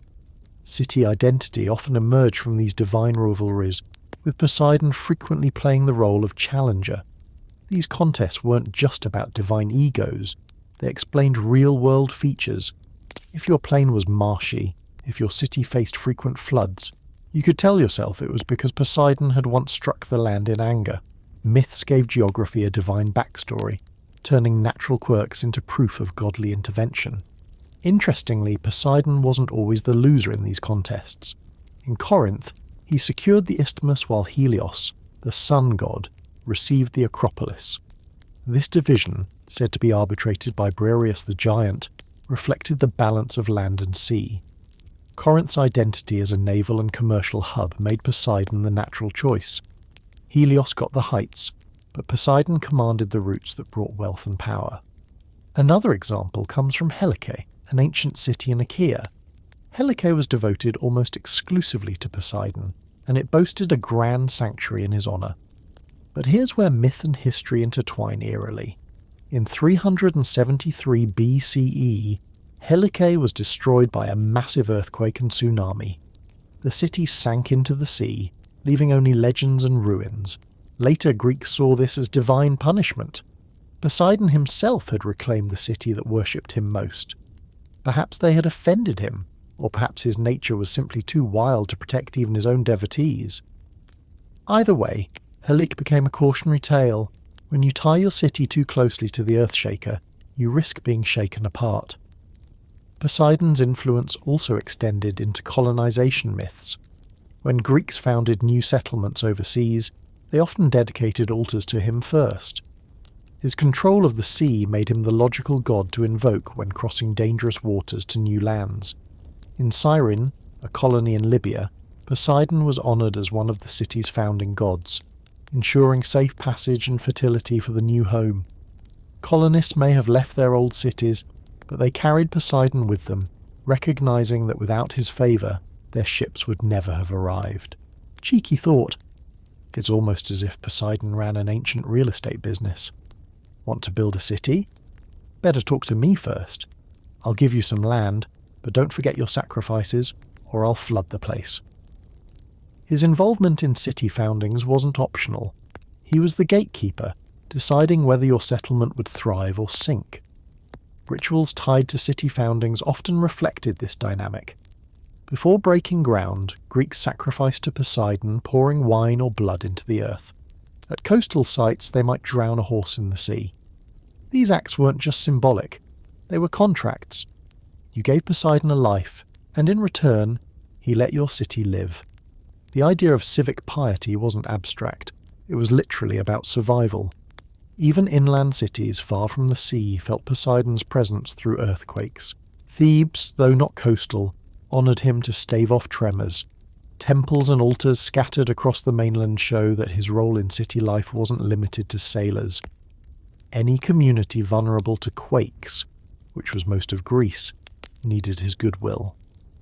Poseidon's link to city foundings also speaks to his broader identity as a god of boundaries. Cities mark the boundary between wilderness and civilization. Harbours mark the boundary between land and sea. Earthquakes blur the boundary between stability and chaos. Poseidon lived at these thresholds. To honour him was to acknowledge that your city rested on unstable ground, figuratively and literally. Artists reinforced this civic imagery. Coins from Corinth often featured Poseidon, trident in hand, asserting his patronage. At Sunion, the great temple reminded Athenians and travellers alike that Poseidon's gaze stretched across the Aegean. Even in Athens, where Athena reigned supreme, the saltwater spring on the Acropolis stood as a permanent reminder of Poseidon's claim. Cities might choose other patrons, but they could never erase him completely.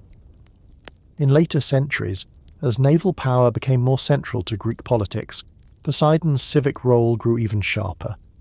Athens, despite choosing Athena, built its empire on ships. In doing so, it inadvertently leaned into Poseidon's realm, whether it liked it or not. The irony is delicious. The city that rejected Poseidon's salty spring became the greatest naval power in Greece, ruling the waves under the god's shadow. Ultimately, Poseidon's role in founding cities shows his duality. He could bless a settlement with prosperity, harbours and trade, or he could drown it in quakes and floods. His patronage was both a gift and a threat, a reminder that no human structure stood beyond his reach. To claim Poseidon as your city's founder was to accept that your walls, however strong, stood only as long as he allowed them.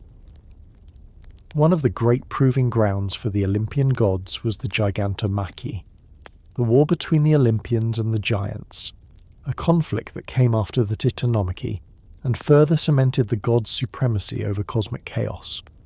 If the Titanomachy was a struggle of children against their tyrant father, the Gigantomachy was a clash of civilization against primal forces of disorder. And of course Poseidon, armed with his trident and his deep-sea fury, played a dramatic role in this battle. The giants were not to be confused with the Titans. Where Titans were vast and ancient, the giants were the offspring of Gaia, born when the blood of Uranus spilled onto the earth after he was castrated by Cronus. Their origin already told mortals something. They were raw, violent and vengeful by nature, a physical embodiment of the earth's rage against the rule of the Olympians. Gaia birthed them because she resented how Zeus and his siblings had defeated her children, the Titans, and imprisoned them in Tartarus. The giants were her new champions, meant to topple Olympus. In Greek art, they were often depicted as enormous, muscular warriors, sometimes with serpents instead of legs, slithering across battlefields. They weren't subtle. They were sheer force and fury, and they marched straight for Olympus, shaking mountains and tearing up forests as weapons. Against them stood the Olympians, and one by one the myths recount how each god fought and conquered a giant. Poseidon's battle is one of the more striking. His opponent was Polybotes, a giant so massive and destructive that he threatened the very islands of Greece. In their clash, Poseidon unleashed his signature weapon, not just the trident but also his command over the earth itself.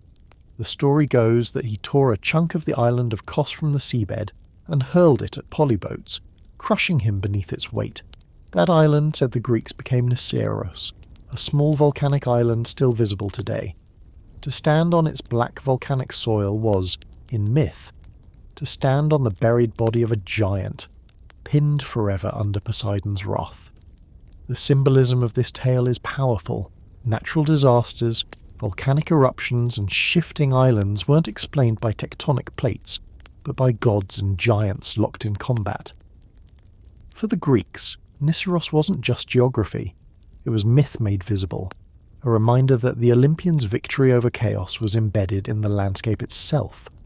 Poseidon, in particular, was a god who reshaped the earth as he fought. Unlike Athena, who fought with strategy, or Apollo, who struck from afar, Poseidon fought like an earthquake, tearing, hurling, transforming the battlefield itself. His role in the Gigantomachy also emphasized his duality as both sea god and earth shaker. The giants came from the earth, and Poseidon answered them with both water and stone. His trident could pierce the seabed, lifting islands or smashing cliffs, and in the myths, that destructive creativity became his defining tactic. Other gods might wield lightning or arrows, but Poseidon fought by remaking the ground itself. This battle also shows Poseidon's alignment with the Olympians. Despite his frequent quarrels with Zeus and his volatile pride, Poseidon was loyal when it mattered most. In the Titanomachy and again in the Gigantomachy, he stood firmly with the Olympians, proving that whatever rivalries simmered among them, they were united against threats from outside. For mortals, this unity was comforting. The gods might squabble, but in the end they defended the order of the cosmos. The Gigantomachy became one of the favourite themes in Greek art, decorating temples, pottery and sculptures. On the Parthenon in Athens, friezes depicted the gods battling giants, including Poseidon with his trident raised high, striking down serpentine foes. This imagery wasn't just decoration, it was propaganda. The Athenians wanted to remind themselves and others that their patron gods had defeated cosmic chaos, and by extension, Athens too could defeat its enemies. Poseidon's role in these scenes, despite his rivalry with Athena, still reinforced his might as one of the cosmic defenders. Cheeky thought, imagine being Polybotes, a giant striding across the Aegean, tearing up mountains, roaring with power. Then suddenly, an entire island is ripped up and hurled onto your head like a cosmic boulder. Talk about bad luck. One moment you're terrorizing gods, the next you're literally part of the landscape, condemned to be stepped on by sheep and goats for eternity. That's the kind of humiliation only Poseidon could deliver. The Gigantomachy also reflects how the Greeks explained their geography through myth. Why are there volcanic islands? Because Poseidon buried a giant beneath them. Why does the earth shake? Because the giant trapped below still struggles against the god's weight. These stories didn't just entertain, they were frameworks for understanding the dangerous, unpredictable world. Poseidon's battles explained not only why the sea surged, but why islands smoked, why quakes struck, why landscapes shifted. What's particularly striking is how Poseidon's act in the Gigantomachy reinforced his title as Enosishthon, the Earthshaker. He didn't simply kill Polybotes, he remade the terrain by pinning him under an island. His violence left scars on the earth itself, visible to mortals centuries later. That's the essence of Poseidon's mythology. His actions weren't fleeting, but etched into geography. He was a god who left permanent marks, reminders of his temper and triumphs. The Gigantomachy also had a political dimension. By the 5th century BCE, Athenians saw themselves as defenders of order against barbarism, just as the gods had been against the giants. Temples like the Parthenon depicted these scenes as allegories of civilization triumphing over chaos. In that narrative, Poseidon played a vital part. Even though Athens had chosen Athena over him, they still celebrated his role in defending cosmic balance. It was a neat reminder that, despite divine rivalries, all Olympians ultimately upheld the same order, an order Athenians claimed to embody. Later writers and poets elaborated on these stories, emphasizing Poseidon's raw power in the fight. While Zeus hurled lightning and Hera schemed, Poseidon reshaped the battlefield itself. His victories weren't clean or elegant. They were seismic, violent, messy, just like earthquakes. For the Greeks, that made sense. The Gigantomachy wasn't a polite duel. It was a cosmic brawl, and Poseidon was the god you wanted in your corner when the ground itself was at stake. And the myth didn't fade. In later Roman times, Neptune inherited the same role. Artists depicted him crushing giants, his trident raised, his chariot pulled by seahorses across stormy waves. Even Renaissance painters picked up the theme, showing him as the god who turned chaos into order through sheer, unstoppable force. The story endured because it resonated with the universal truth, humanity's fear of the unpredictable, violent power of nature, and the hope that someone, even a moody sea god, could keep it in check. Ultimately, Poseidon's role in the Gigantomachy reinforced the essence of his character. He was destructive but also protective, chaotic but also a defender of order when it mattered. His victory over polybotes wasn't just a tale of divine wrestling. It was a mythic explanation for why islands exist, why volcanoes rumble, why the ground shakes. Every tremor, every eruption, every sudden shift of earth was a reminder that the sea god's battle with giants never fully ended. The earth itself, restless and unstable, still carried the scars of his ancient strikes. Poseidon's mythological career is littered with quarrels, not just against mortals or monstrous offspring, but against his fellow Olympians. For a god who held such a crucial domain, the sea and the earthquakes beneath the land, Poseidon was constantly dissatisfied with his share of respect, always pressing for more and often colliding with the other gods in spectacular ways. These conflicts, while sometimes comical, reveal his personality. Proud, volatile, stubborn, and unwilling to remain in Zeus's shadow. One of the earliest feuds came not long after the division of the cosmos. Poseidon believed Zeus, by declaring himself king of gods and men, had taken more than his fair share. Poseidon, with Hera and Athena, plotted a rebellion. According to some traditions, the three chained Zeus while he slept, intending to dethrone him. But their plan unravelled when Thetis, the sea goddess, summoned the 100-handed giant Briareus, who freed Zeus. The king of the gods reasserted his authority, and the rebels scattered. For Poseidon, this was an embarrassing defeat. Imagine trying to overthrow your brother only to be foiled by a giant untying a few knots. It's not exactly the kind of coup story that wins you lasting respect. Yet it shows how deeply Poseidon resented Zeus's authority. He was not content to be merely second in command. His rivalry with Zeus also flared during the Trojan War. Zeus had decreed that the gods should not interfere directly, but Poseidon ignored him, wading into battle to support the Greeks. When Zeus discovered this, the brothers exchanged threats. Poseidon, unwilling to submit, argued that his domain was equal to Zeus's sky, that the sea was just as vast and powerful. Though he eventually yielded, the very fact that he resisted reveals his enduring pride. Their quarrel wasn't just about Odysseus or Troy. It was about status, about whether Poseidon was truly beneath Zeus or his equal. Poseidon's quarrels weren't limited to Zeus. He also clashed with Apollo in several myths, often with cities or temples caught in the crossfire. One notable episode centres on the building of Troy's walls. When Laomedon cheated Poseidon and Apollo of their wages, Apollo sent plague, and Poseidon sent a sea monster. This act of vengeance was shared, but in other myths, their rivalry took sharper turns. In Delphi, both Poseidon and Apollo laid claim to the famous sanctuary. Eventually, Zeus intervened and divided the site. Apollo received the oracle and central shrine, while Poseidon was given a separate temple and the power of prophecy through earthquakes and subterranean signs. It was a compromise, but a telling one. Apollo became the face of Delphi. while Poseidon received the shadowy, less glamorous role. You can imagine the sea god's simmering resentment every time mortals trek to Delphi to ask Apollo for guidance, passing by his lesser shrine almost as an afterthought.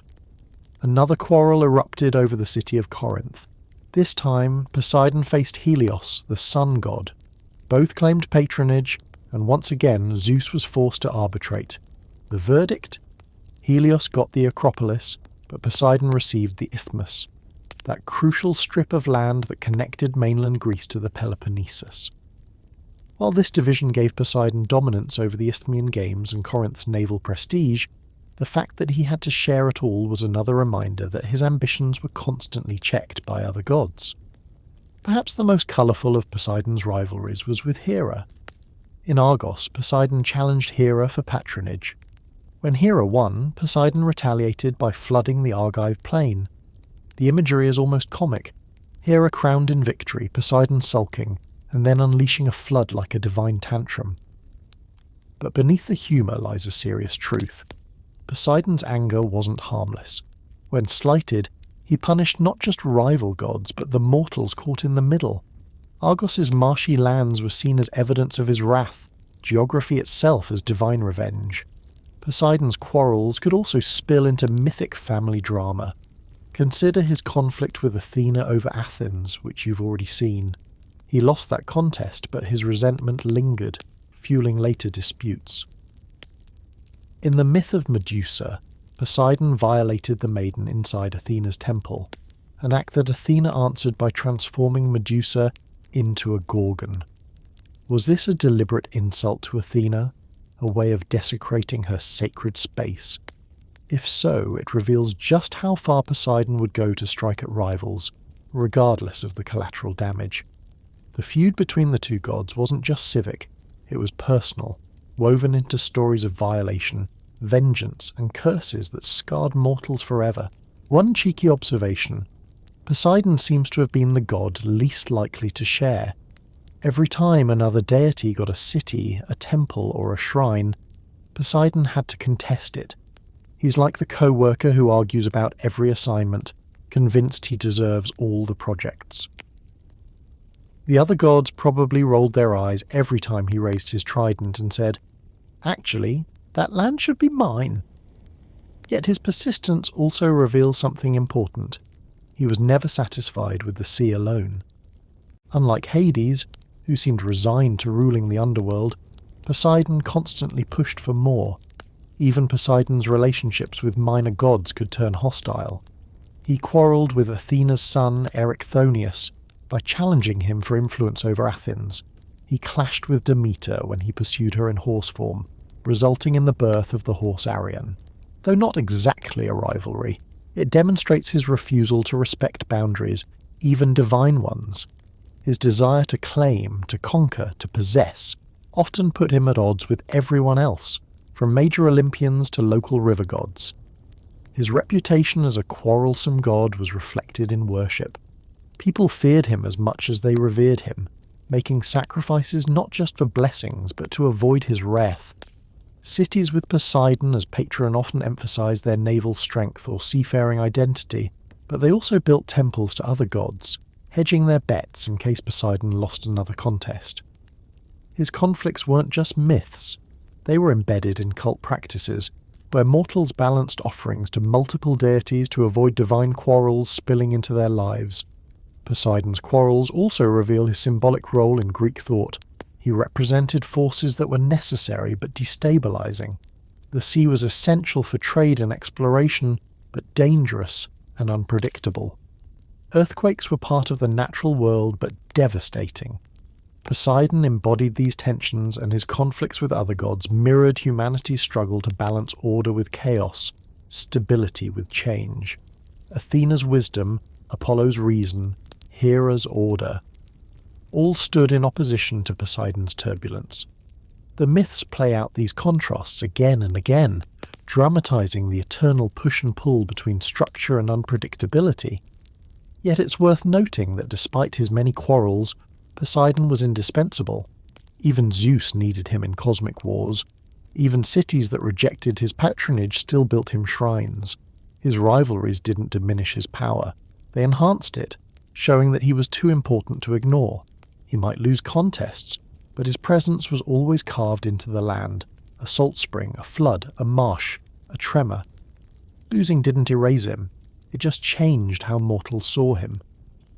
In art and literature, Poseidon's conflicts became iconic. Vase paintings show him striding against giants or brandishing his trident beside Athena in tense contests. Poets described his fury, his sulking, his grudges. Audiences would have laughed at his stubbornness, but also felt the weight of his threats. He was a god you could mock in stories but never in prayer, because in real life you didn't want to risk provoking him. So when you think of Poseidon's quarrels with Zeus, Apollo, Hera and Athena, remember that they weren't just divine squabbles for entertainment. They were metaphors for the forces Greeks lived with daily. Storms clashing with order, quakes disrupting stability, seas threatening cities. Poseidon's conflicts dramatized the chaos that mortals constantly feared, reminding them that even the gods lived in tension, their rivalries echoing the unstable world they ruled. When you step into the myths of Poseidon and his mortal lovers, the stories take on a distinctly different tone. Unlike his contests with gods, or his cosmic battles, these tales are intimate, messy, and very human in their drama. They also reflect a recurring pattern in Greek mythology: gods crossing into the mortal world, leaving behind children who blur the lines between human and divine. For Poseidon, these encounters produce some of the most memorable figures in Greek storytelling, from heroic kings to monstrous beasts. One of Poseidon's most famous mortal relationships was with Tyro, daughter of Salmoneus and wife of Cretheus. Tyro secretly loved the river god Enipeus, and Poseidon, ever opportunistic, disguised himself as the river to approach her. From their union came the twins Peleus and Neleus. Peleus would go on to become king of Iolcus, playing a key role in the story of Jason and the Argonauts, while Neleus became ruler of Pylos, fathering Nestor, the wise old counsellor in Homer's Iliad. So in one stroke, Poseidon fathered dynasties that shaped epic narratives for generations. Tyro's story reveals a lot. Poseidon didn't just seek mortals for pleasure. His offspring often seeded future myths, ensuring his influence rippled outward like waves across time. Another striking tale is that of Caeneus. Born as a woman named Caenis, she was assaulted by Poseidon. Afterward, she made a request of him, that she be transformed into a man so she would never again be vulnerable. Poseidon granted the wish, and Caenis became Caeneus, an invulnerable warrior who fought in the battle of the Lapiths and Centaurs. The myth is haunting, tragic, and strangely empowering, revealing Poseidon not only as a figure of violation, but also, paradoxically, as a force of transformation. Caeneus' story lingers because it highlights the duality of Poseidon's influence, destructive yet capable of producing change beyond mortal imagination. Then there's the tale of Amymone, a daughter of Danos. When Amymone was pursued by a satyr, Poseidon appeared and drove the attacker away, but instead of simply protecting her, he then claimed her himself. From this encounter, he caused a spring to gush forth in Argos, providing the land with precious water. Amymone's story illustrates a theme you'll see again and again. Poseidon's interactions with mortals often reshape landscapes. Springs, rivers, and natural features became living reminders of his unions. For the Greeks, this made sense. How else could you explain a spring suddenly bubbling from the ground unless a god had been there? Poseidon's mortal lovers also included queens, whose children became founders of cities. With Aethra, he fathered Theseus, one of Athens' greatest heroes, though some versions say Aegeus, king of Athens, was his father instead. This dual parentage served a political function. By tying Theseus both to a mortal king and to Poseidon, Athenians could claim their hero as both legitimate ruler and semi-divine champion. It was a clever way to ground Theseus in history while elevating him into myth. When Theseus later dove into the sea to prove his heritage, dolphins guided him safely, a sign that Poseidon truly claimed him as his son. Another child, Atlas of Atlantis, was sometimes attributed to Poseidon. In Plato's dialogues, Poseidon falls in love with the mortal Clito, and together they have 5 pairs of twins, the first of whom is Atlas. Poseidon divides the island of Atlantis among them, creating a mighty kingdom. While Atlantis may have been Plato's philosophical allegory rather than a traditional myth, it shows how deeply Poseidon was associated with grand oceanic legacies. If any god could father an entire legendary civilization, it was the sea god. But not all his offspring were noble heroes or kings, some were terrifying. With Medusa he fathered Pegasus, the winged horse, and Creusa, a giant. The union itself is usually described as violent, taking place in Athena's temple, an act that enraged the goddess and led her to curse Medusa into a gorgon. The aftermath, however, produced one of mythology's most beautiful creatures, Pegasus, springing from Medusa's severed neck when Perseus beheaded her. From horror came wonder, from violation came inspiration. This paradox is central to Poseidon's mortal unions. They often left scars but also created beings that shaped myth forever. Consider too the monstrous children like Polyphemus, the Cyclops blinded by Odysseus. His existence is a reminder that Poseidon's progeny weren't just heroes, but also obstacles, embodiments of their father's volatility. To mortals, encountering such a child meant grappling not just with a beast, but with the wrath of Poseidon himself. Cheeky thought. Poseidon's record with mortals was so prolific that it's almost like he had a subscription plan. 1 hero, 1 monster, 1 spring per union. You could line up his lovers and see half the mythic map of Greece laid out through their children. For storytellers, this was a goldmine. For mortals, it was both an honour and a hazard. It's also important to see how these stories reflected Greek anxieties. Many of Poseidon's mortal unions were depicted as forceful, emphasising the vulnerability of mortals against divine will.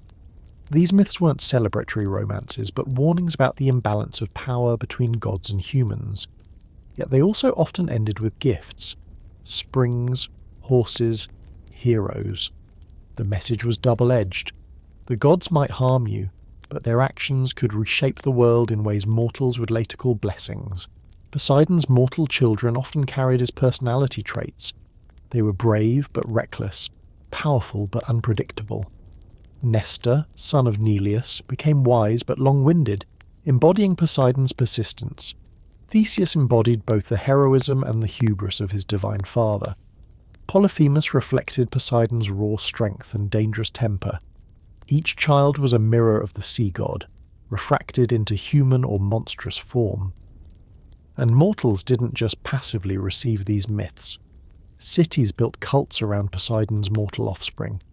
Pylos celebrated Neleus and Nestor. Athens claimed Theseus as its founder. Springs and rivers tied to Poseidon's unions became sacred sites. By embedding his children into their geography and history, communities made Poseidon part of their identity, whether they wanted to or not. In a way, Poseidon's mortal lovers show how mythology blurred the line between divine chaos and human history. Every city needed an origin story, every landscape needed an explanation, every hero needed divine blood. Poseidon supplied all of these through his messy, unpredictable liaisons. He might not have been the most faithful husband to Amphitrite, but he was certainly the most prolific contributor to Greece's mythic tapestry. So when you hear about a spring gushing from the earth, a horse racing across the plain, or a hero claiming divine parentage, you can bet Poseidon was involved. His mortal lovers and their children stitched his presence into every corner of the Greek world, sometimes as blessings, sometimes as curses, always as reminders of a god who never stayed confined to the sea. Poseidon's influence wasn't confined to myths whispered around hearthfires or painted onto vases. His presence was carried into the very fabric of Greek literature, where poets and playwrights gave him personality, voice, and symbolic weight. To read the great works of Greek literature is to encounter Poseidon again and again, sometimes as a furious antagonist, sometimes as a grudging ally, but always as a force whose moods shape the destiny of mortals. His appearances in Homer, Hesiod, and later authors preserved not just his image, but the cultural meaning he carried for centuries. start with Homer, because Homer more than anyone fixed Poseidon in the imagination of the Greek world.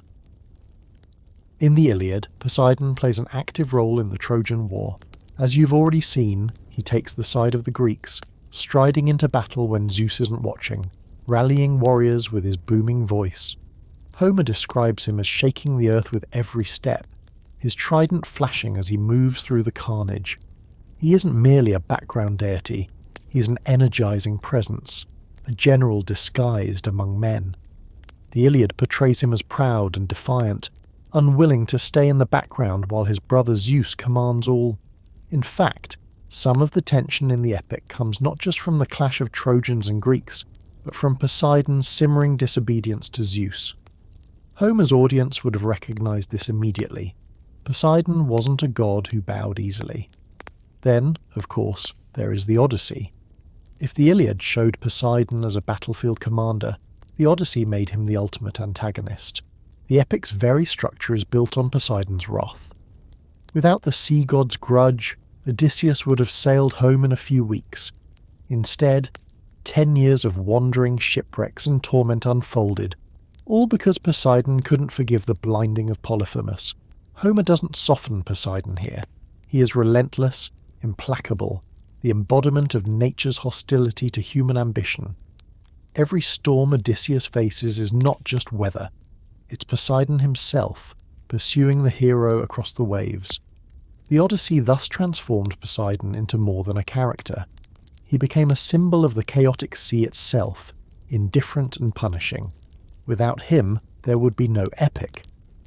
Homer immortalized Poseidon as the archetypal obstacle, the force that humbles mortal pride. Hesiod, writing in Theogony, gives us a different angle. Hesiod focuses on origins and genealogy, and in his work Poseidon appears as one of the central children of Cronus and Rhea, freed by Zeus from his father's stomach. Hesiod emphasizes the division of the cosmos, Zeus with the sky, Hades with the underworld, Poseidon with the sea.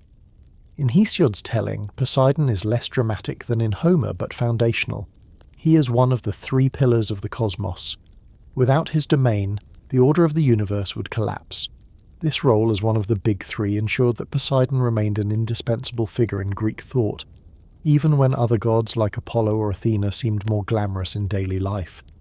Later poets and tragedians elaborated on Poseidon's character. In Euripides' Trojan Women, for example, Poseidon opens the play, lamenting the destruction of Troy, a city he once helped build. He walks the stage as a bitter, grieving god, abandoned by his fellow deities. This portrayal shows another side of Poseidon, not just rage but sorrow, a god who remembers slights and mourns lost connections. The tragedians used him to embody the cruelty of war, the fragility of human achievements, and the instability of divine favour. Sophocles and Aeschylus also invoked him in passing, often as a force behind earthquakes or storms that disrupted human plans. In these tragedies, Poseidon looms as a reminder that mortals, no matter how noble or wise, remain at the mercy of nature's fury. His presence didn't always require a stage entrance. A mention of his name was enough to conjure trembling temples and shattered ships in the minds of the audience. Poseidon also appeared in lyric poetry. Pindar, writing victory odes for athletes, often invoked Poseidon, especially in connection with horse races and naval contests. To call on Poseidon in a celebratory poem wasn't just religious habit, it was a way of linking human achievement to divine patronage. A chariot racing across the dust, a ship slicing through the sea, both echoed Poseidon's domains. Pindar's verses remind us that Poseidon wasn't just a god of fear, but also of triumph, the one who granted victory to those who honoured him. Beyond poetry, Poseidon's literary image seeped into prose.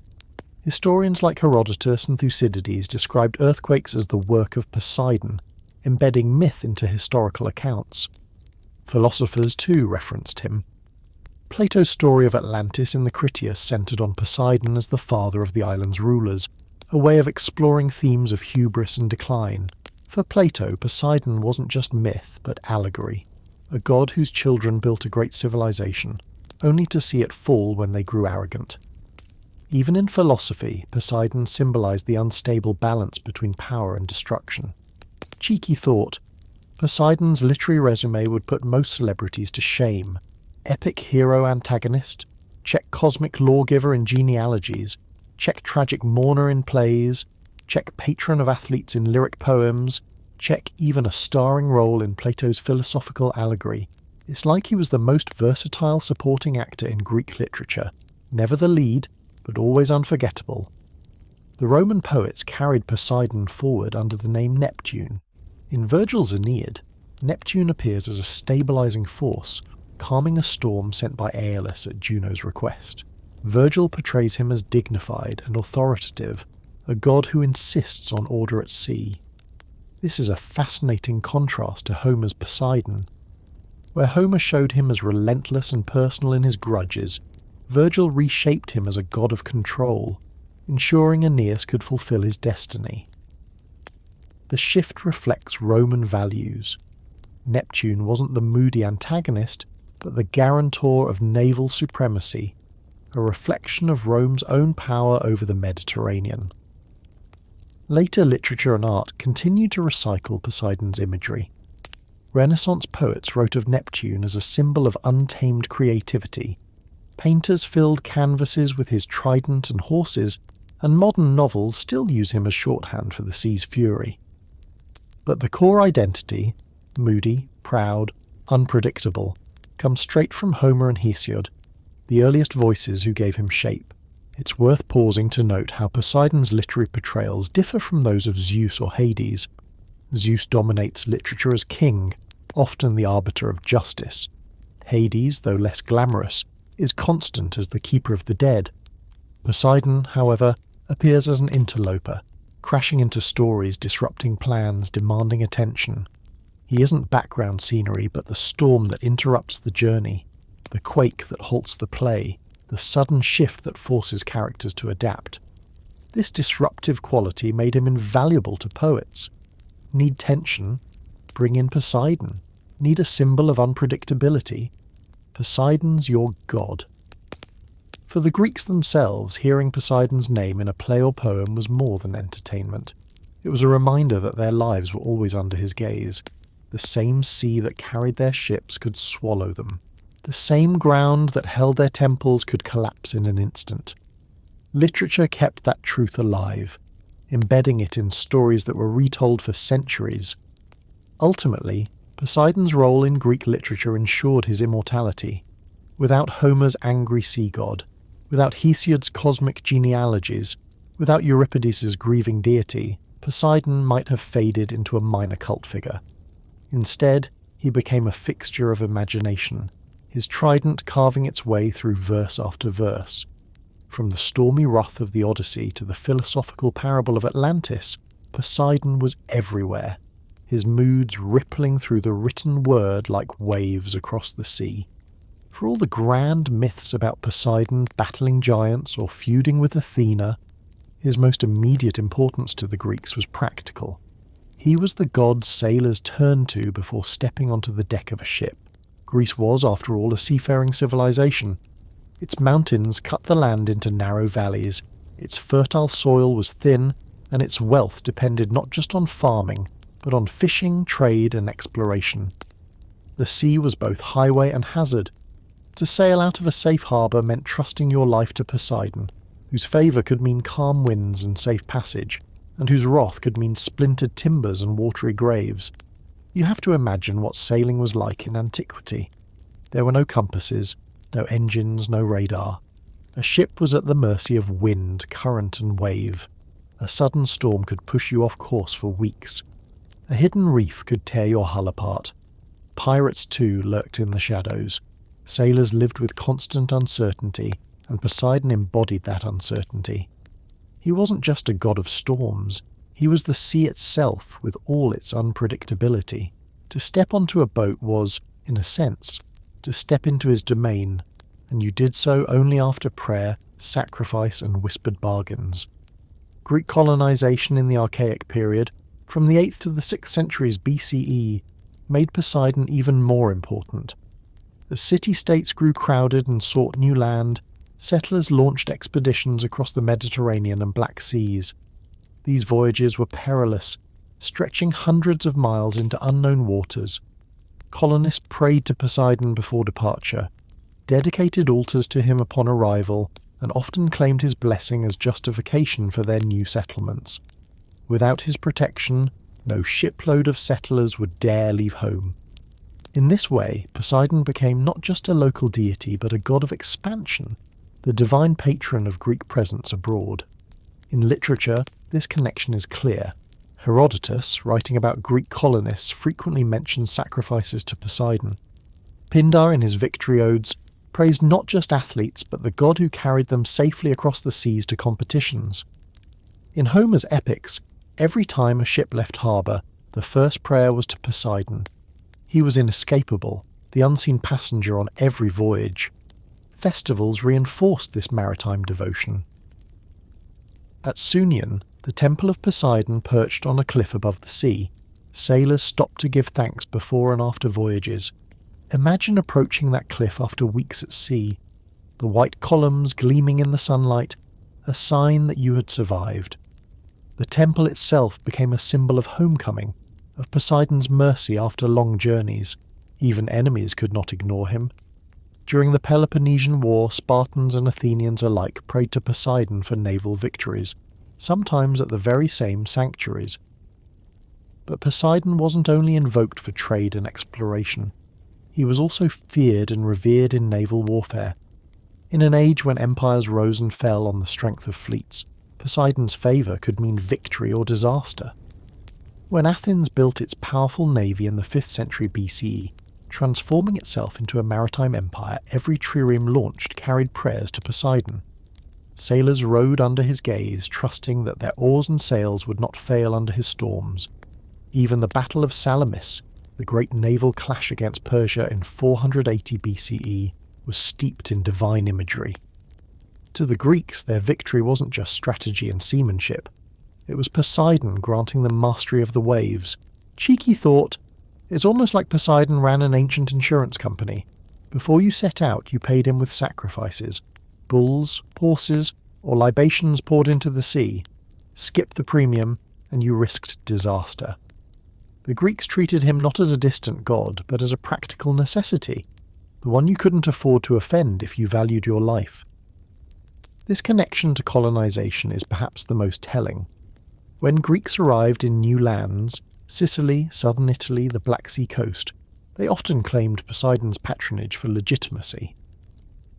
In Taurus, modern Taranto in Italy, a city founded by Spartan colonists, Poseidon was honoured as a central deity. His trident appeared on coins, his name invoked in treaties. Colonists saw themselves as his children, carrying his dominion into foreign waters. The sea that separated them from Greece was no barrier. It was Poseidon's highway. Poseidon's dual nature, protector and destroyer, made him the perfect god for sailors. He could bless your voyage with calm seas, but he could just as easily whip up storms. This ambiguity shaped Greek ritual practice. Sailors didn't just pray for safe passage, they begged him not to be angry. Many offerings had a pleading tone. Spare us, Lord of the Sea. It wasn't affection, it was appeasement. Poseidon was less like a benevolent guardian and more like a volatile king whose moods decided your fate. This made him central to Greek identity. The Aegean world was dotted with islands, each with its own shrine to Poseidon. City-states built their wealth on ships. Colonies extended Greek culture across seas. Wars were fought in harbours and straits. Every one of these depended on the sea, and therefore on Poseidon. Without him there was no Greece as we know it. Even inland cities tied themselves to him. Earthquakes reminded them that Poseidon wasn't only about ships. Farmers in Arcadia or Boeotia might never leave their valleys, but they still prayed to him to keep the ground steady. His worship was both coastal and continental, binding together sailors, merchants, soldiers and peasants under one god who could upend their lives in an instant. The symbolic weight of Poseidon in colonization also carried a moral lesson. To expand into foreign lands meant embracing uncertainty, risking storms, trusting in powers beyond control. Poseidon embodied that risk. He reminded Greeks that colonization wasn't only about courage and ambition, but also about humility before the unknown. Every new colony was in a sense an offering to him. We dared the sea, and we survived. Later cultures carried this imagery forward. The Romans, with Neptune, tied their naval supremacy to his favour. In the Renaissance, explorers invoked Neptune as a symbol of discovery, painting him on maps and ships. Even today we talk about the wrath of the sea as though Poseidon still lingers in the waves. His connection to exploration never vanished.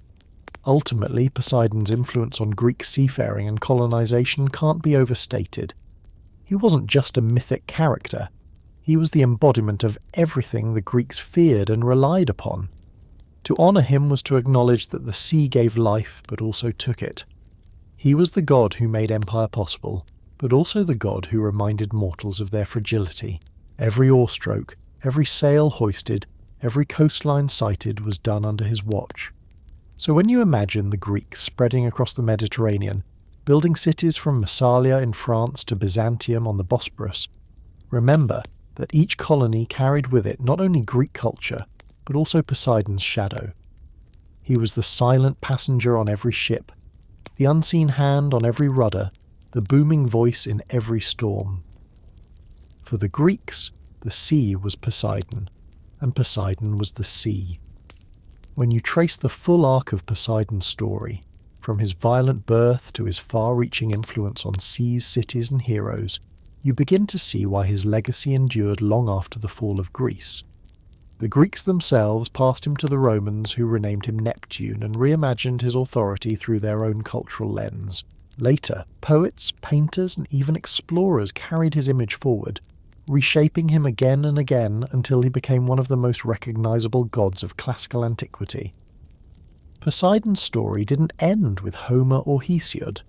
It rippled outward, touching cultures far removed from the Aegean. The Romans, as they often did, absorbed Poseidon into their pantheon without hesitation. Neptune became not only god of the sea, but also closely tied to Rome's naval ambitions.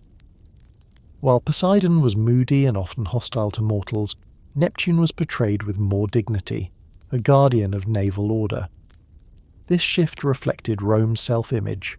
Where Greece saw the sea as chaotic and terrifying, Rome wanted to see it as a domain it could master. Roman coins bore Neptune's trident, and temples rose in his honour, especially as Rome expanded across the Mediterranean, what they proudly called Mare Nostrum, our sea. To claim Neptune was to claim dominion over that expanse. Yet even as Rome softened his temper, the wilder, older Poseidon never disappeared. Myths of storms, shipwrecks, and vengeful gods still circulated, reminding sailors that no empire could ever truly tame the waves. Neptune may have been more orderly in propaganda, but in practice sailors whispered the same anxious prayers as their Greek predecessors, begging for mercy. As Christianity spread and the old gods faded, Poseidon might have vanished entirely if not for the Renaissance rediscovery of classical culture. Artists and writers revived him, not as a religious figure but as a symbol. Botticelli painted him in swirling seas, Renaissance cartographers placed Neptune on maps, and explorers invoked him as patron of discovery. In these images he became less a terrifying god and more an emblem of human daring, a figure who represented both the risks and triumphs of venturing into unknown waters. In literature too, Poseidon resurfaced. Shakespeare's The Tempest opens with a storm that echoes Homeric seas, the wrath of a god behind every crashing wave. Later poets like Byron and Shelley used Neptune as a metaphor for power, rage, and the sublime unpredictability of nature. Even in modern fantasy novels, when a storm appears without warning, you can often hear an echo of Poseidon, his trident, his horses, his unpredictable moods. These tropes became part of our cultural shorthand for the ocean itself. Cheeky thought. If Poseidon had a modern resume, it would be impressive. Relevant for 3,000 years, appeared in major epics, adopted by Rome, revived by Renaissance painters, name-dropped by romantic poets, cameoed in blockbuster movies. Not bad for a god who started out being swallowed by his father. His enduring legacy also appears in symbols. The trident remains instantly recognisable. Naval forces around the world still use it on insignia. Sculptures of Neptune stand in city squares across Europe, from Rome to Berlin, symbols not of religion but of human mastery of the sea. In many ways, Poseidon shifted from feared god to cultural mascot, a reminder of humanity's complex relationship with water, dependence, fear, and awe. And yet, even in this softened form, traces of his older, darker personality remain. Modern depiction still emphasises volatility. In films, novels and video games, Poseidon or Neptune is rarely calm. He's the stormbringer, the test, the obstacle. Writers and creators instinctively return to that Homeric image of the god who refuses to let mortals pass unchallenged. The Greeks may have invented him, but the archetype he represents, raw, unpredictable natural power, is universal. Think too about how Poseidon lingers in language. Neptunian is still used to describe oceans and storms. Seismic disasters, while explained by science, carry echoes of his earthquakes. Even the idea of the sea as moody or temperamental reflects his mythic character. Poseidon seeped into the way we talk about the natural world, turning his personality into metaphor. The myth of Atlantis is another thread of his legacy. Plato's story of a great island kingdom, fathered by Poseidon and destroyed by hubris, has captured imaginations for centuries. Scholars may argue about whether Plato meant it as allegory or history, but the story's endurance proves its power. From Renaissance explorers searching for lost continents to modern documentaries about underwater ruins, Atlantis keeps Poseidon alive in cultural memory. He isn't just a figure from Homer, he's the god whose children built the most famous lost world of all. Poseidon's endurance can also be explained by something simple. He represents forces that never go away. The sea is still dangerous.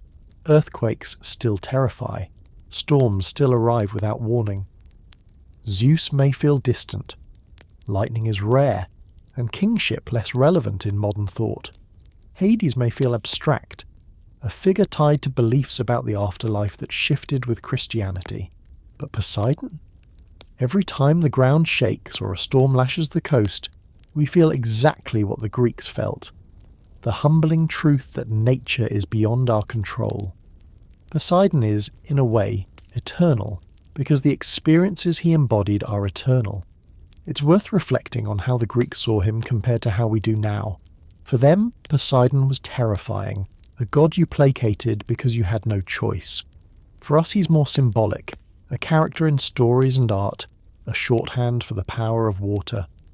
But if you were to stand on a ship in the middle of the Aegean, waves crashing, sky darkening, lightning flashing, you'd probably feel the same chill the Greeks did.